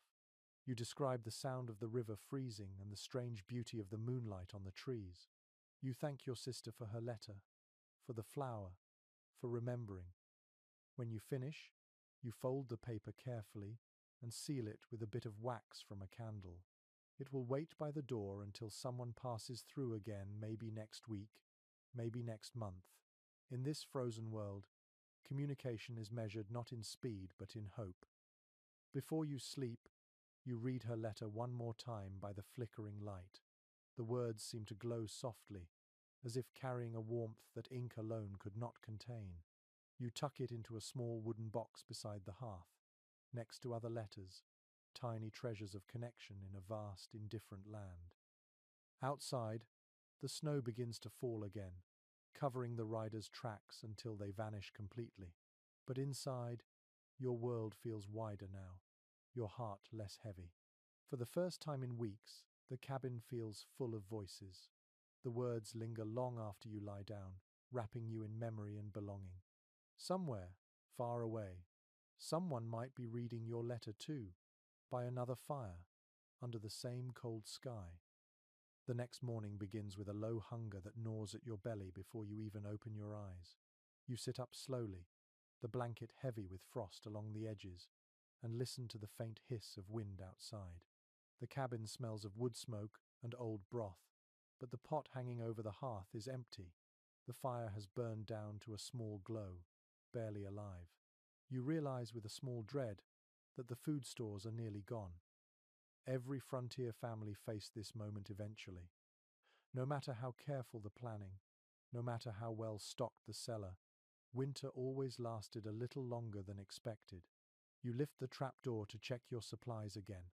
Inside the root cellar, shadows stretch long over shelves that look painfully bare. Two small jars of dried beans, a handful of cornmeal, one turnip soft with age. The salted pork barrel stands nearly empty, its brine cloudy and cold.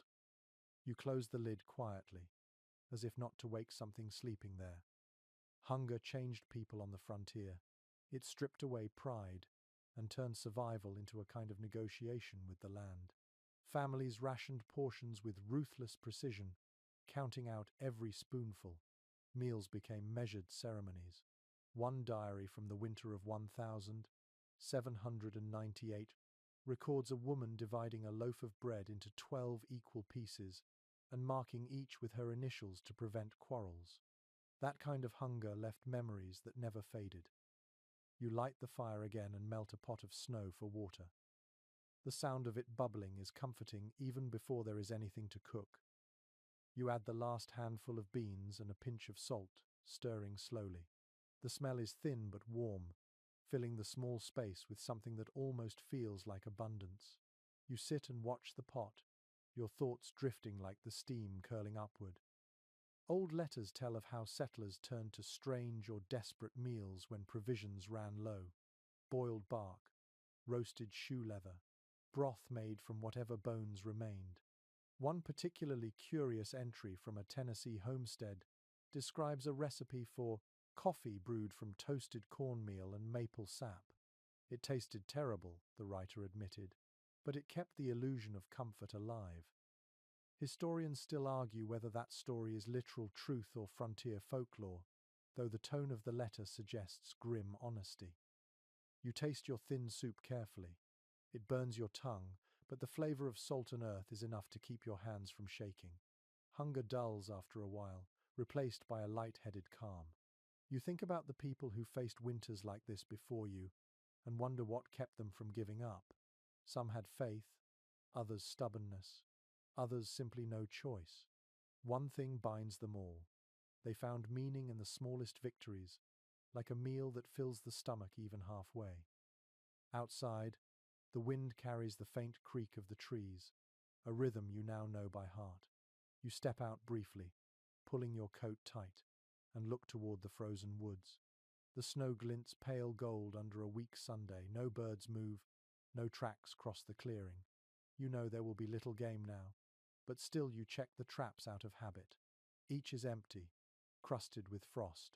You reset them, whispering a quiet hope to the silence, and turn back toward the cabin.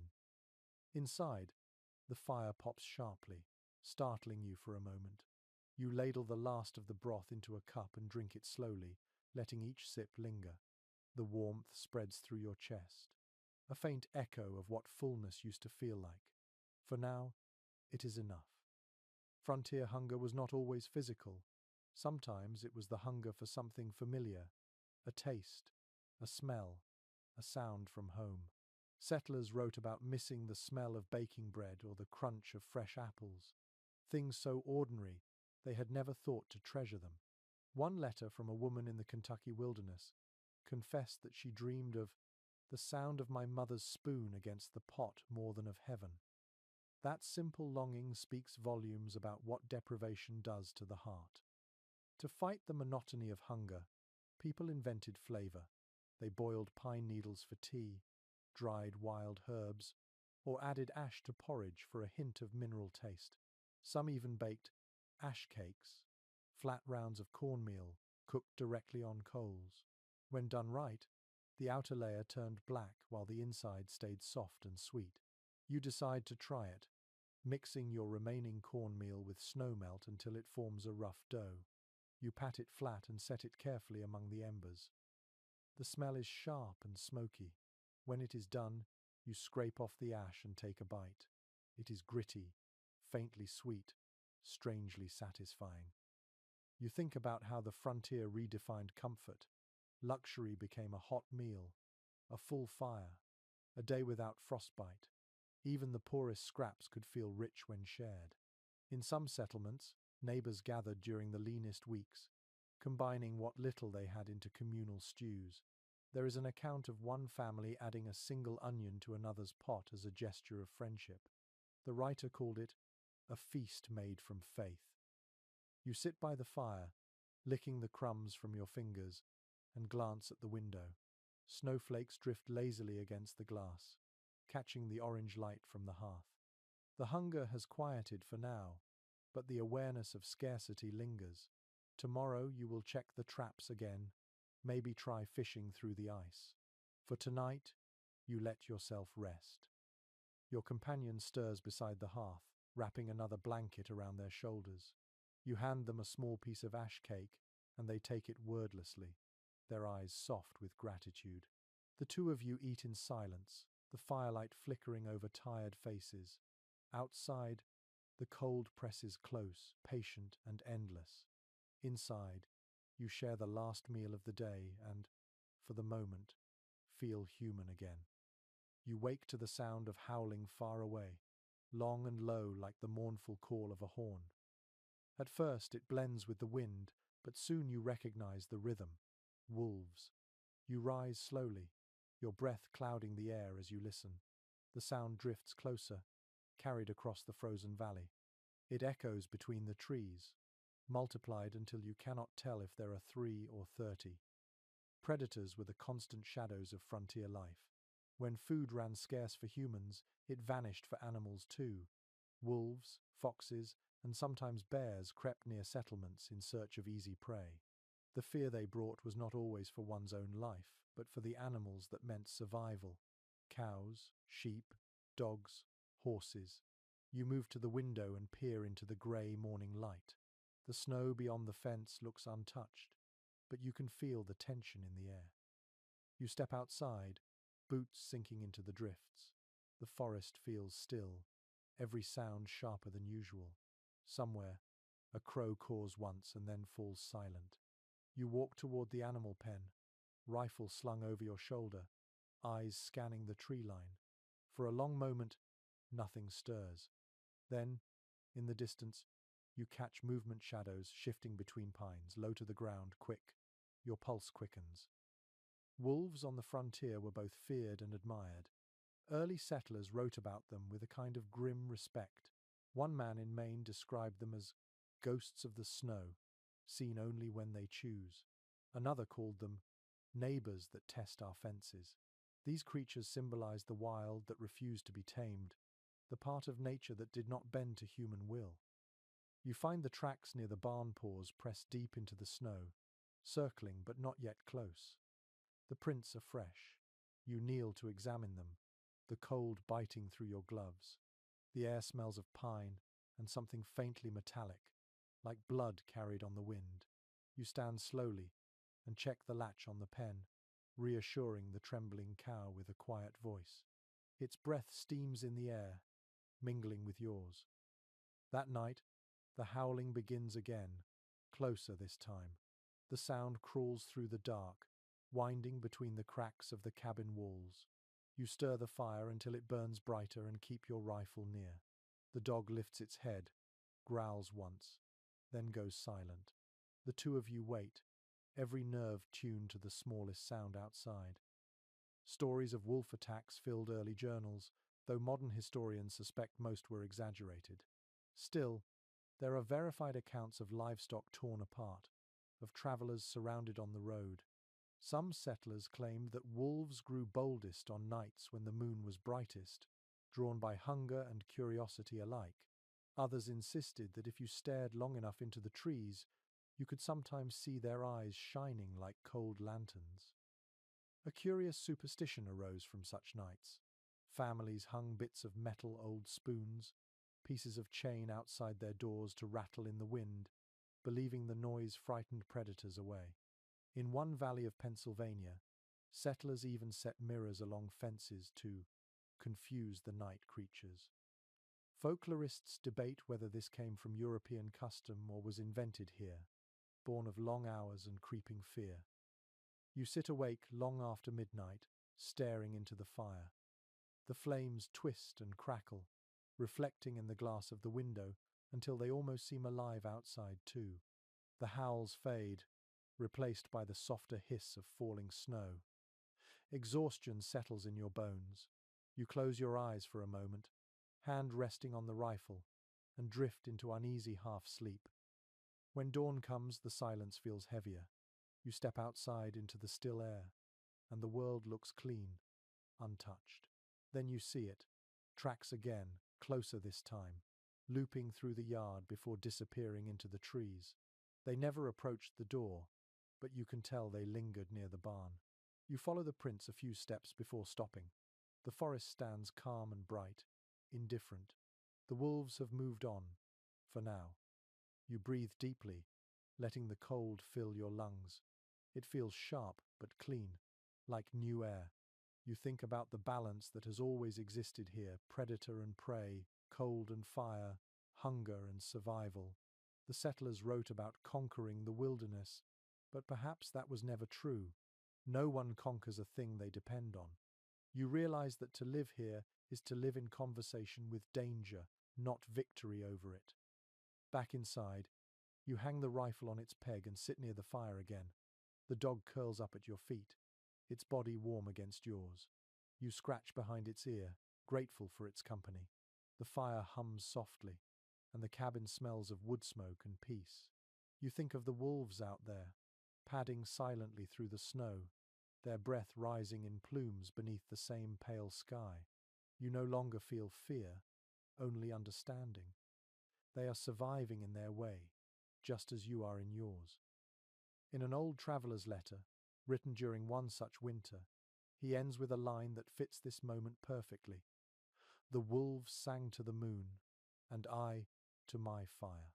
We were both just trying to keep the dark away.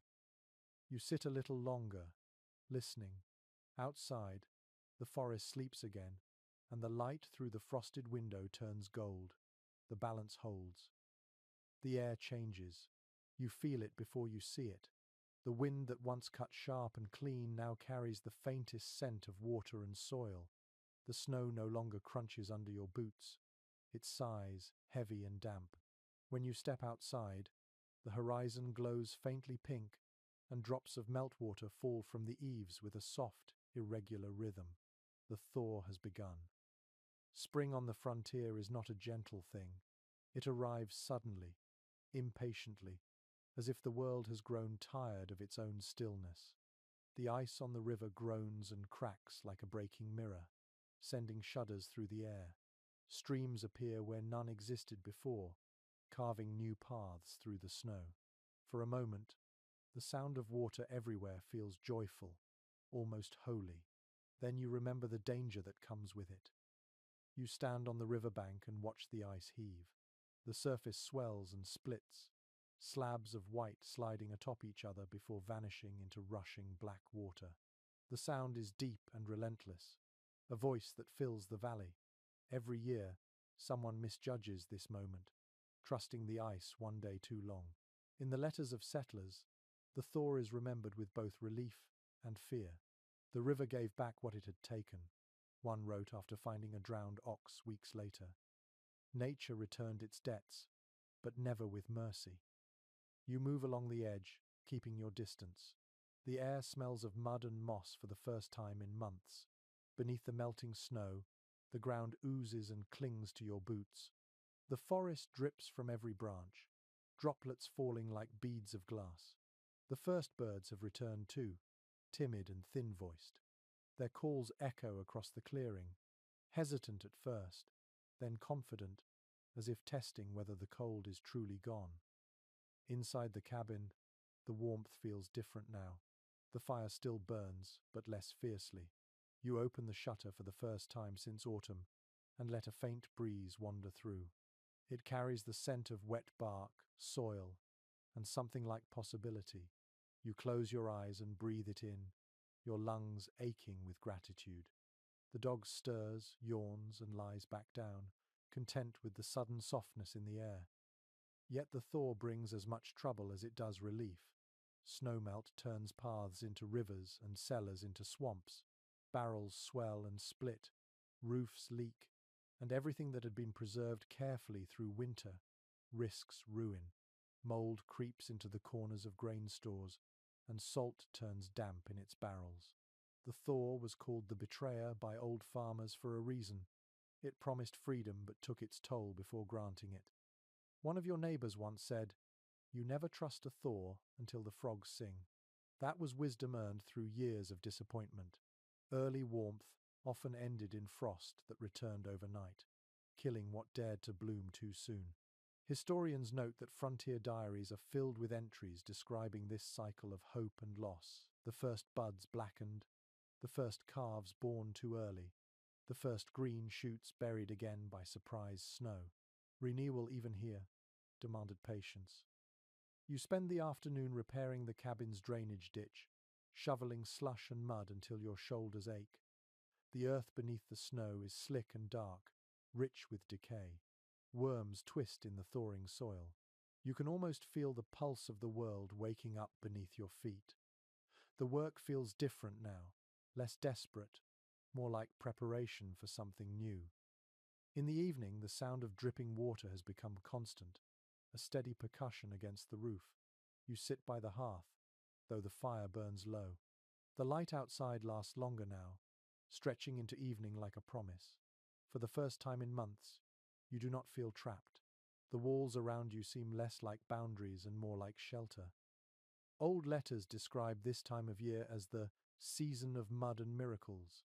Farmers wrote of fields reborn overnight and animals venturing out with new energy. But they also warned of sickness that came with the melt fevers rising from the damp air, infections spreading as the ice released what had been buried beneath it. Scholars still debate whether those illnesses were caused by the thaw itself or by the human exhaustion that followed months of tension. Either way, early spring was both a blessing and a test. At dusk, you step outside again. The air hums faintly with water, the river louder now, alive.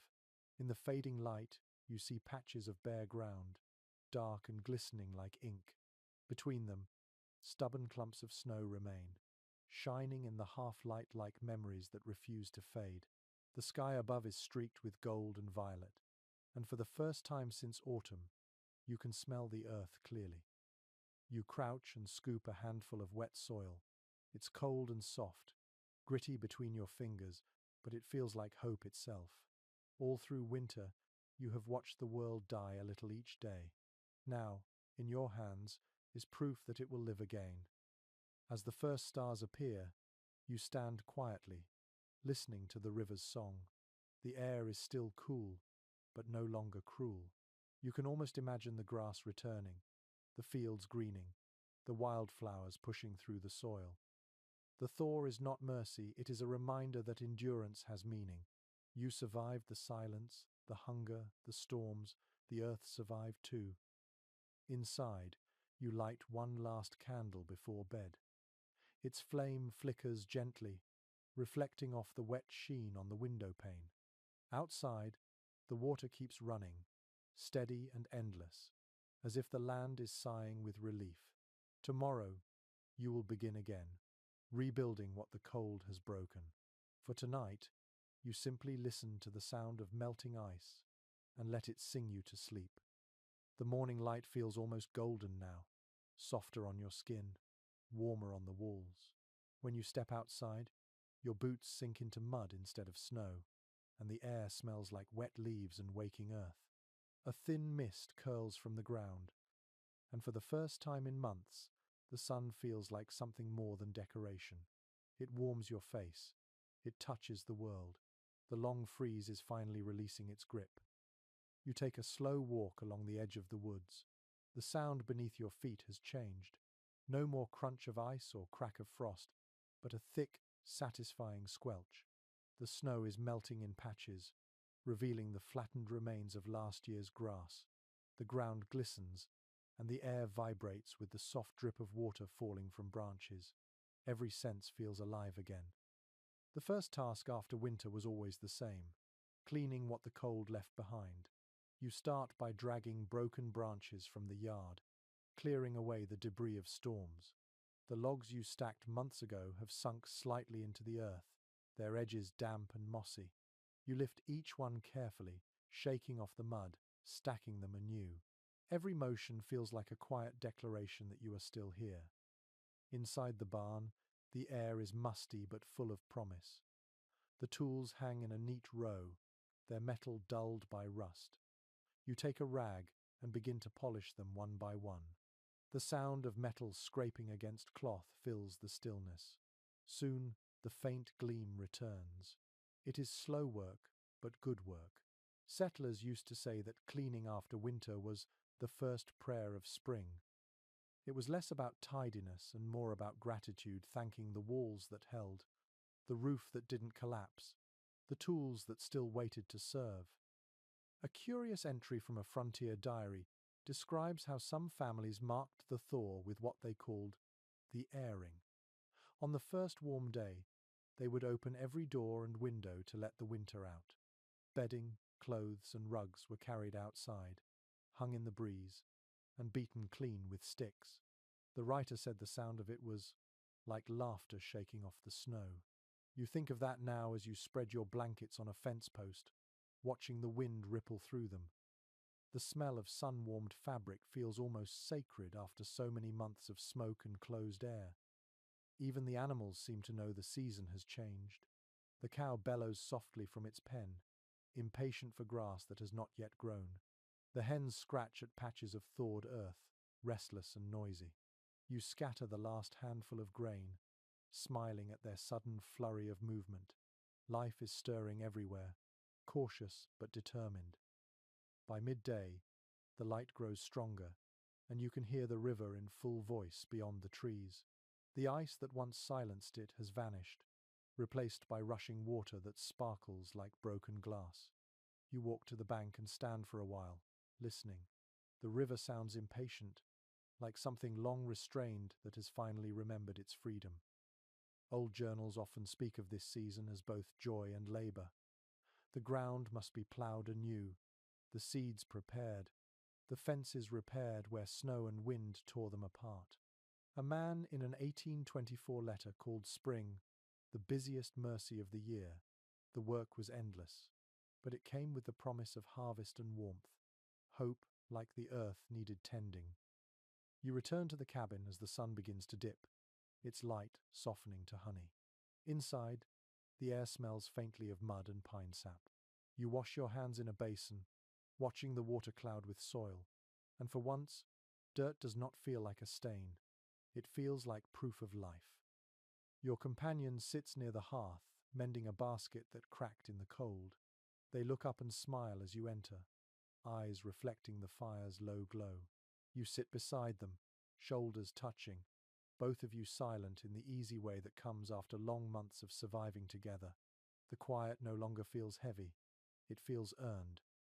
Later, you cook a small meal, what little remains of dried beans, with a pinch of herbs found near the edge of the forest. The scent is sharp and fresh, almost green. You eat slowly, savoring the taste, grateful not just for the food but for the return of flavor itself. Outside, frogs have begun to sing in the wet hollows near the river. their chorus rising and falling like distant laughter. You remember an old saying you once heard from a farmer: "Spring doesn't come all at once, it sneaks in on frog song." He was right. The sound is steady now, threading through the night, gentle and alive. The world is shifting, almost imperceptibly, from endurance to renewal. Before sleeping, you open the window just enough to let the mild air drift in. The breeze carries the scent of wet bark and thawing earth. It moves softly across your skin, like a hand brushing away the last trace of winter. For months, you have dreamed of warmth, of light, of sound. Now it is all around you, quiet but undeniable. You lie back and listen to the frogs, the dripping water, the faint sigh of wind in the trees. The fire fades to embers. Tomorrow there will be more work planting, mending, preparing for what comes next. But for tonight, the world feels whole again, humming with slow, patient life. The long cold has ended. The land breathes, and so do you. Morning light spills through the cabin window, no longer weak or distant but golden and confident. The ground outside still gleams with dew, and faint curls of mist drift over the river like breath. The air carries that unmistakable scent of wet earth and sap, the smell of beginnings. You stretch your arms and listen to the quiet rhythm of the forest waking. Somewhere nearby, a woodpecker hammers patiently at a tree, and the sound echoes through the thawed air like a heartbeat. You step outside with a shovel slung over your shoulder. It is time to turn the soil. The snow has retreated, leaving behind a patch of dark, rich earth at the edge of the clearing. The ground is soft, cold, and ready. You kneel and press your hand into it. The mud clings to your fingers, gritty and alive. It feels almost like touching time itself. Planting season has arrived, the most hopeful labor of all. Every furrow cut into the ground is an act of faith, a quiet agreement between you and the land. You push the shovel deep and lift the soil, each movement steady, rhythmic. The smell rises like memory of summers past, of sun-warmed fields, of harvests not yet imagined. Settlers depended on these brief months of growth to sustain the rest of the year. They planted corn, beans, squash, and barley, choosing crops that could survive the unpredictable weather. Some families followed methods learned from indigenous neighbors, mixing seeds so that taller plants sheltered smaller ones from wind and sunday. Others used fish scraps as fertilizer, an old trick that left the fields smelling faintly of salt and promise. Modern historians now recognize these techniques as the foundation of sustainable farming in early America. You reach for a small cloth bag filled with seeds saved from last autumn. The kernels are pale and hard, tiny lives waiting to begin again. You sprinkle them into the soil, careful and deliberate. Each seed is a fragment of hope, a reminder that survival is not just about endurance, but renewal. The work is slow but soothing. The rhythm of digging and sowing steadies your thoughts. The sun warms your back, and you can feel the first hint of sweat beneath your collar. The air hums softly with insects testing the new season. For a moment, the silence of winter feels far away, like a dream fading at dawn. A traveler once wrote that the first planting after a long winter feels like writing your name on the earth. You understand that now. Each row you finish feels like a message to the world. I am still here. I still believe in tomorrow. By midday, the sky turns bright blue, streaked with high, thin clouds. You rest on your heels and drink from your flask. The water tastes faintly of iron, cool and sharp. The ground steams gently in the sunday. Across the clearing, your companion tends to the small vegetable patch near the cabin, humming softly while setting up stakes for climbing beans. You watch for a moment, feeling a quiet affection for the way they move, patient and sure, as if this simple act of planting were the center of everything. In the distance, a few other settlers have begun their own fields. You can hear the faint echo of voices, the creak of wooden plows, the clatter of tools. After months of isolation, the sound of neighbors at work feels like the world returning to itself. There is a kind of shared heartbeat in it, a collective determination to begin again. You take up the shovel once more and start a new row. The soil is damp and heavy, clinging to the blade. You move slowly, breathing with the motion, feeling the rhythm settle deep in your muscles. The work is hard, but it carries a peace that nothing else can match. The land gives no guarantees, but it accepts effort as a kind of offering. As the sun lowers, you finish the last furrow and pat the earth gently with your hands. The rows stretch out in neat lines, dark against the pale grass. You feel a deep, wordless satisfaction. The field looks small, almost fragile, yet it holds everything you have left to give. Inside the cabin, the smell of stew fills the air. Your companion has cooked a simple meal of wild greens and dried meat, seasoned with herbs gathered from the forest's edge. You eat slowly, savoring the taste of salt and smoke. The fatigue in your body feels clean, earned. That evening, as the sky fades to violet, you step outside once more. The field lies quiet, wrapped in the dim glow of dusk. You can almost hear the seeds settling into the soil, waiting for warmth. Somewhere nearby, the first crickets begin to sing. Their faint rhythm mixes with the soft rustle of leaves and the murmur of the river. The world feels both vast and tender, full of unseen motion. You think of all the farmers before you who knelt in the same kind of earth, who trusted the same small seeds, who hoped for rain and prayed against frost. Their words might be lost, but their faith lingers in every furrow turned by hand. You whisper a few words of your own, not quite a prayer, but something close. Then you turn back toward the cabin, the fading light painting the field behind you in bronze and shadow. Tomorrow, the sun will rise a little higher, the earth will warm a little more, and beneath the soil, quiet miracles will begin, unseen, but certain. Days begin to stretch longer, their edges softened by mist and birdsong. You wake to the sound of the river running free and steady, no longer roaring with meltwater but humming like a constant song. The air is warm enough that you no longer need the heavy coat waiting by the door. When you step outside, the world feels alive again, filled with the faint chatter of sparrows nesting under the eaves and the gentle sway of branches newly green. The forest is transforming. What was silent and white only weeks ago now ripples with motion. Buds swell along every limb, their green so bright it almost glows. The ground, once hard as iron, has softened into a carpet of moss and new shoots. Each breath tastes of rain and pollen. After months of emptiness, the sight of colour feels almost overwhelming. You walk the path toward the edge of the clearing, boots sinking slightly into the soft soil. A mist still hangs above the earth, thin and cool against your skin. The trees drip with dew, and shafts of sunlight break through the canopy, scattering gold over everything they touch. You pause to watch a squirrel dart along a branch, its tail flicking like a banner. The world has started again, and you are part of it. The thaw has revealed the scars of winter, broken fences, fallen limbs, a cracked roof tile on the barn.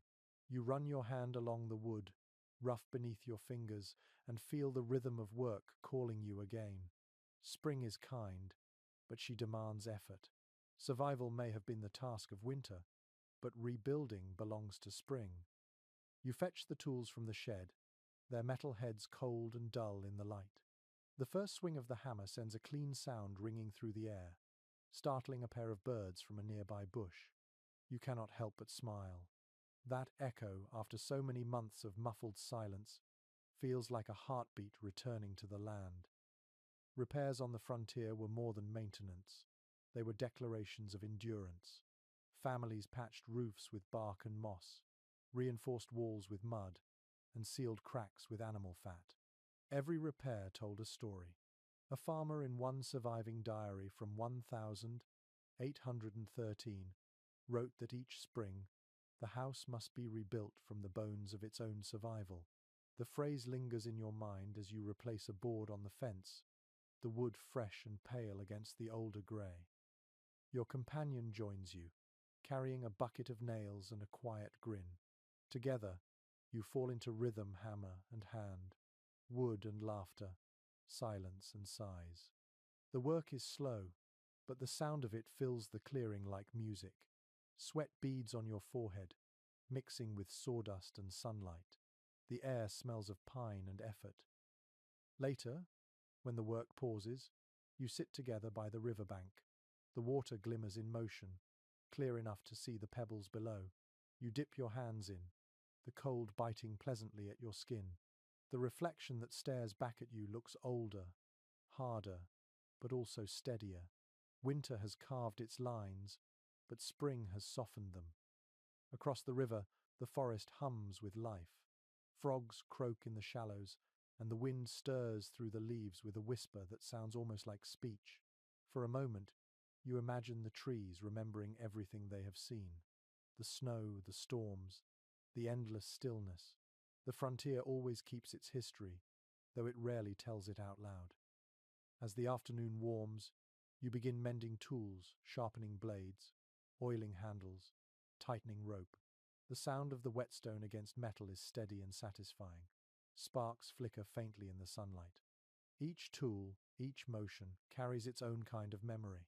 You remember how many nights they hung unused, waiting through the cold.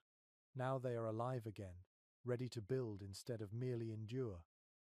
In the distance, you hear another voice calling a neighbor, perhaps, working their own field. The sound carries clearly through the mild air. You wave, even though they are too far to see it. That simple gesture feels important, a reminder that you are no longer alone. By evening, the air cools again. You finish your repairs and sit outside the cabin, watching the last of the sunlight fade behind the trees. The forest is quiet except for the river and the faint chirp of insects rising into night. A thin wisp of smoke curls from your chimney, mixing with the scent of damp soil and pine. You remember how it felt only months ago, standing in this same place under a sky that seemed endless and cruel. The cold had made everything small. Now the same space feels boundless in another way, open to possibility instead of threat. A traveler once wrote that, "Spring forgives what winter forgets." You think about that as you listen to the slow murmur of the water. The land has forgiven you too, in its way. It has accepted your effort, your patience, your stubborn will to stay. Inside, your companion hums softly while stirring a pot over the fire. The scent drifts outside, warm and comforting. You glance toward the field where small shoots are already visible, tiny points of green pushing through dark soil. The promise of food, of growth, of life. As the last light fades, you sit quietly, letting your hands rest on your knees. Your muscles ache from the day's labor, but the pain feels good, proof of use, proof of purpose. The air cools further, and the first stars begin to appear. The night no longer feels like an enemy. It is simply another rhythm in the long song of survival. You whisper a soft good night to the land, to the river, to the faint light that still clings to the sky. The wind answers gently through the leaves. Somewhere in the distance, a frog croaks once, and then the world falls perfectly still. The air smells of green again. You wake to sunlight streaming through the window, gentle and full of warmth. It slips across the wooden floor, catching in the dust that dances above the hearth. Outside, the birds are loud now, filling the morning with their chatter. The cold months feel like a distant story, something you once survived but can hardly believe was real. You step outside barefoot, the soil cool and soft beneath your feet. The field glows with new life.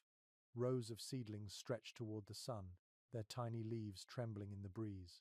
You crouch down and touch one gently, feeling its thin stem bend under your fingertip. The miracle is quiet but powerful. The earth that once buried you in snow now gives you food. Spring has settled fully over the land. The river runs clear and quick. The trees have grown thick crowns of leaves, and wildflowers bloom in clusters of yellow and violet near the edge of the woods. You breathe deeply, and the air tastes alive, damp, sweet, and clean. Every season on the frontier brought its own labor, but this one carried joy within the work. The days are long now, full of motion. You hoe the soil between the rows of corn, drive new stakes into the ground for beans, patch the animal pen, and carry buckets of water from the stream until your arms ache. Sweat beads along your neck and trickles down your back, but it feels good, almost purifying. Farmers in early letters often wrote that planting was easy compared to tending. Growth required vigilance. Rabbits nibbled the edges of fields, birds stole seeds, and sudden rains could flatten entire rows. You think of those letters as you inspect the small fences around your plot, adjusting each one with care. The stakes stand firm, and for once, the ground beneath your feet feels steady too. You glance toward the cabin. The shutters are open wide, and sunlight spills across the doorway. Your companion kneels near the garden, pulling weeds and humming a tune you recognize. The melody is old and soft, carried here from somewhere far away. The two of you work in companionable silence, broken only by the creak of the water bucket and the sigh of wind through the grass. Around midday, the air grows warm and heavy. You set down your tools and rest in the shade of a tree. Its bark is rough beneath your palm, but the cool shadow feels like a gift. A breeze stirs the leaves above, and the sound ripples through the forest like whispered laughter. You close your eyes and let the peace sink in. There is a saying among old farmers that the land teaches patience before it teaches reward. You understand that now more deeply than ever. Every seed you planted weeks ago has grown according to its own rhythm, untouched by your worry or hurry. Nature moves at the pace it chooses, and you, in learning to wait, have become part of its rhythm. In the distance, thunder murmurs faintly, promising rain by evening. You welcome the thought of it. Rain means life here. The soil will drink deeply, the plants will stretch higher, and the air will cool again. You gather your tools and return to the cabin just as the first drops begin to fall, slow and heavy. Rain on a frontier roof was more than sound, it was comfort. The steady tapping filled every corner of the room, masking the emptiness that silence once carried. You sit near the window and watch the storm unfold. The trees bend and sway, their leaves flashing silver. The scent of wet earth and pine fills the air, rich and clean. Lightning flickers across the sky, not in fury but in rhythm, as though the heavens are breathing with the land. Your companion sets a kettle on the fire and pours you a cup of hot tea brewed from dried mint. The steam curls upward, fragrant and bright. You drink slowly, the warmth spreading through you as the rain grows stronger. For the first time in months, the cold outside feels irrelevant. The world is no longer hostile. It is alive again, and so are you. A curious note survives in a settler's journal describing how the first storm after winter always brought laughter. Families would run outside, faces turned upward, letting the rain soak them until they were dripping wet. It was not madness, the writer said, only the feeling of being born again. You think about that as you stand at the open doorway letting the rain touch your hands. The drops are cool, clean, and real. It feels exactly as he described. As evening falls, the storm passes, leaving behind a golden haze. The river shines like a ribbon of fire under the setting. Sunday frogs begin their chorus, and the air hums with insects. You walk to the field once more, the soil dark and glistening beneath your feet. The rows of plants stand taller already, leaves trembling with droplets of light. You kneel and rest your hand against the earth, warm and wet. You whisper something small and private. A thank you, perhaps, or maybe just the name of the world itself. The breeze carries your breath away, gentle and kind. When night comes, the air cools and the stars appear, sharp and endless. The wind moves through the forest with a sound like soft applause. You sit outside the cabin until the candlelight behind you fades, listening to the quiet pulse of the living land. Everything that was frozen now flows. Everything that was waiting now grows. You close your eyes and let that truth settle in you. The season has turned completely. Life has returned to the soil, to the river, to your heart. The frontier that once tested you now feels like home. The air is warmer now, heavy with the scent of grass and new blossoms. You wake before sunrise to a chorus of birds that seem to be singing the sky awake. The light that filters through the window is soft and gold, painting the wooden walls with a glow that feels alive. The season of survival has given way to one of abundance. You step outside, and the ground is cool beneath your bare feet, damp with dew. The field that once looked fragile now stretches in green rows, strong and confident. Corn leaves rustle in the breeze, beans twist up their stakes, and the soil hums with quiet life. You stand there for a long moment, breathing in the smell of the growing world. After so many months of snow and silence, this scent feels like a hymn. The work of summer has begun. It is not frantic like winter, nor delicate like spring. It is steady, rhythmic, almost musical. You spend the morning tending the fields, pulling weeds and checking for pests. The sun climbs higher, its heat pressing gently on your shoulders. Sweat gathers on your forehead, but you do not mind. The air itself feels generous now, filled with the promise of everything you've earned.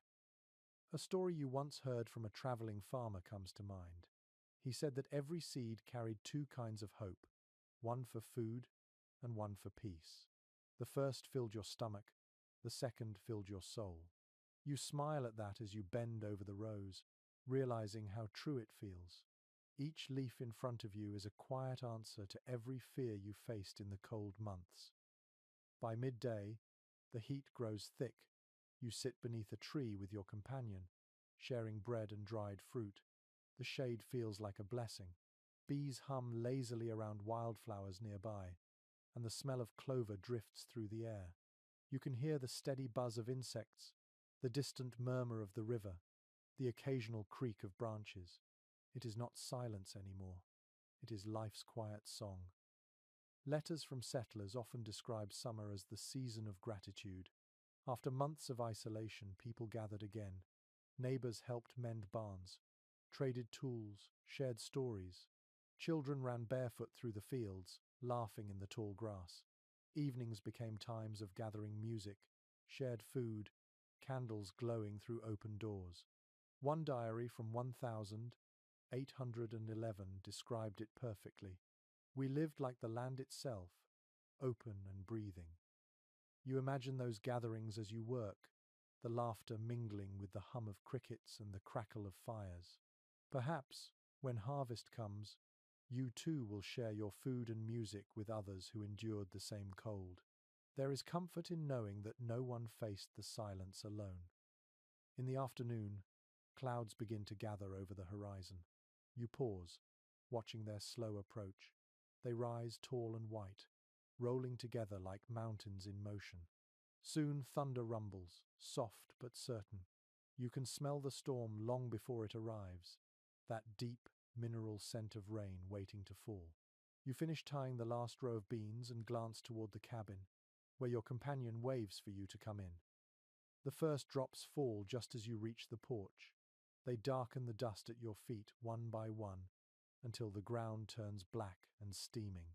The rain builds quickly into a steady curtain, drumming on the roof in a rhythm older than any song. You sit by the window and watch as the field drinks deeply, leaves bending and shining in the storm. Settlers used to say that rain was the land's applause, a kind of blessing given in sound. You think about that as you listen to the downpour. Every drop feels like a promise kept, a reminder that nothing lasts forever. Not cold, not hunger, not fear. The sky itself seems to rejoice in motion. The rain lasts into the evening. When it stops, the air feels new again, cool and sweet. Mist rises from the earth, glowing faintly in the light of the setting Sunday. You walk back into the field, your boots sinking into soft mud. The plants shimmer with water, every leaf catching the last traces of daylight. A rabbit darts across your path, vanishing into the tall grass. Everything around you feels awake, pulsing with quiet joy. You pick a single stalk of young corn and twirl it gently in your hand.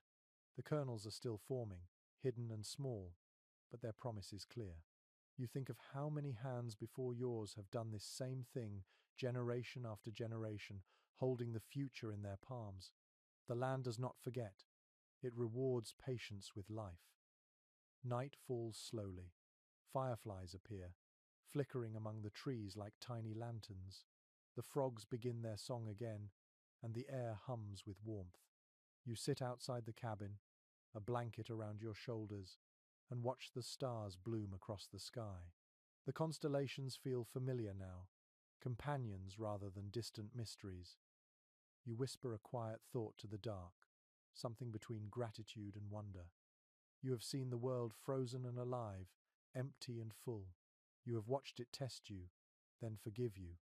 And now, as summer settles around you like a gentle hand, you finally understand what the frontier teaches best.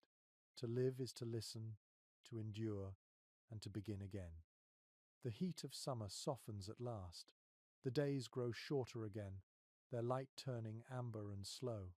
You wake to a faint chill in the air, the kind that hints at change but not yet at hardship. The fields outside are heavy with colour now, golden corn standing tall, beans curled thick around their poles, pumpkins glowing deep orange in the grass. You walk among them with quiet pride, brushing your hand over the leaves. Every stalk, every seed, every blade of green has answered your months of patience. Harvest has come. You fetch the scythe from the barn, its blade sharp and clean, and begin the day's work. The rhythm comes naturally. Swing, breathe, gather. The sound of the blade through the stalks is soothing, a long, steady whisper that fills the space around you. The air smells of sweet grass and earth. Birds hop along the edges of the field, darting for seeds in your wake. You pause often, not from exhaustion but to watch them, to listen to the hum of insects and the wind moving gently through the corn. Harvest was the frontier's final test and greatest joy. It measured every effort, every mistake, every stroke of luck. Early settlers often wrote that a good harvest is proof of grace. The phrase comes to you now, and you understand it differently. It is not divine favor that fills the field, but human endurance. Grace, you realize, is found in the act of staying. You work until your shirt clings with sweat, stacking bundles of grain in neat rows. Your companion joins you, carrying baskets for beans and squash. Together you move through the field in easy rhythm, no words needed. Each basket filled feels like a shared victory. The memory of hunger lingers quietly, but it is no longer a wound. It is a reminder. By late afternoon, the sun drifts low and wide across the horizon. The light turns the landscape to gold, the air thick with the smell of cut grass and ripe fruit. You stop to rest beneath the tree near the riverbank. The water moves lazily now, reflecting the sky like polished glass. You close your eyes for a moment and feel the pulse of the land beneath you. Everything that once seemed cruel now feels generous, even kind. In the old letters you have read, harvest was also a time for reflection. Families gathered, shared food, repaired fences, and prepared for the next winter. But before all that, they gave thanks. Some built small fires at dusk, not for warmth but for memory, each flame representing a lesson learned through hardship. One farmer's note from 1809 described it as lighting the ghosts of winter to sleep. The words feel right. As evening settles, you light your own small fire in the clearing. The smoke rises straight into the still air. Around you, the sounds of night begin. The distant croak of frogs, the sigh of wind through the leaves, the faint rustle of small creatures returning to their burrows. The field glows in the firelight, rows of golden stalks swaying gently like an ocean of quiet triumph. You sit beside the fire with your companion, the basket of vegetables at your feet. You roast a few ears of corn, their husks crackling as they blacken. The taste is sweet, smoky, almost startling after months of hunger and simplicity.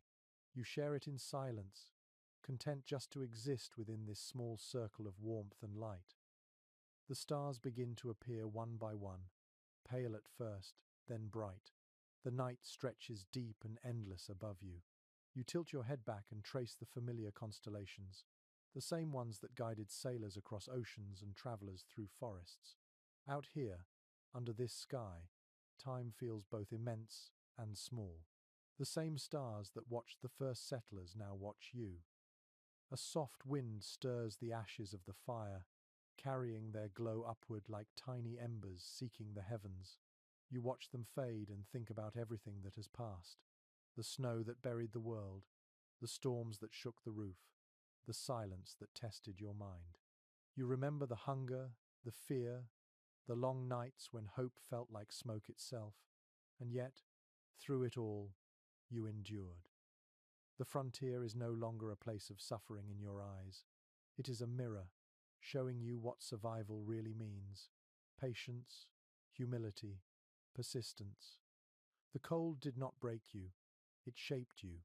The wind taught you resilience, the hunger taught you gratitude, the thaw taught you wonder. And now, under this vast, forgiving sky, the harvest teaches you peace. You look toward the cabin. Its window glows softly, a single square of light in the darkness. The air is cool now, touched with the faint promise of autumn. You rise slowly, brush the dirt from your hands, and smile. Tomorrow you will store the grain, seal the jars, mend the roof again. Life will continue in its rhythm of work and rest, hardship and grace. For tonight, you simply listen. The fire crackles low, the river murmurs nearby, and the crickets sing their endless lullaby. You lean back and breathe deeply, filling your lungs with the scent of wood smoke and warm earth.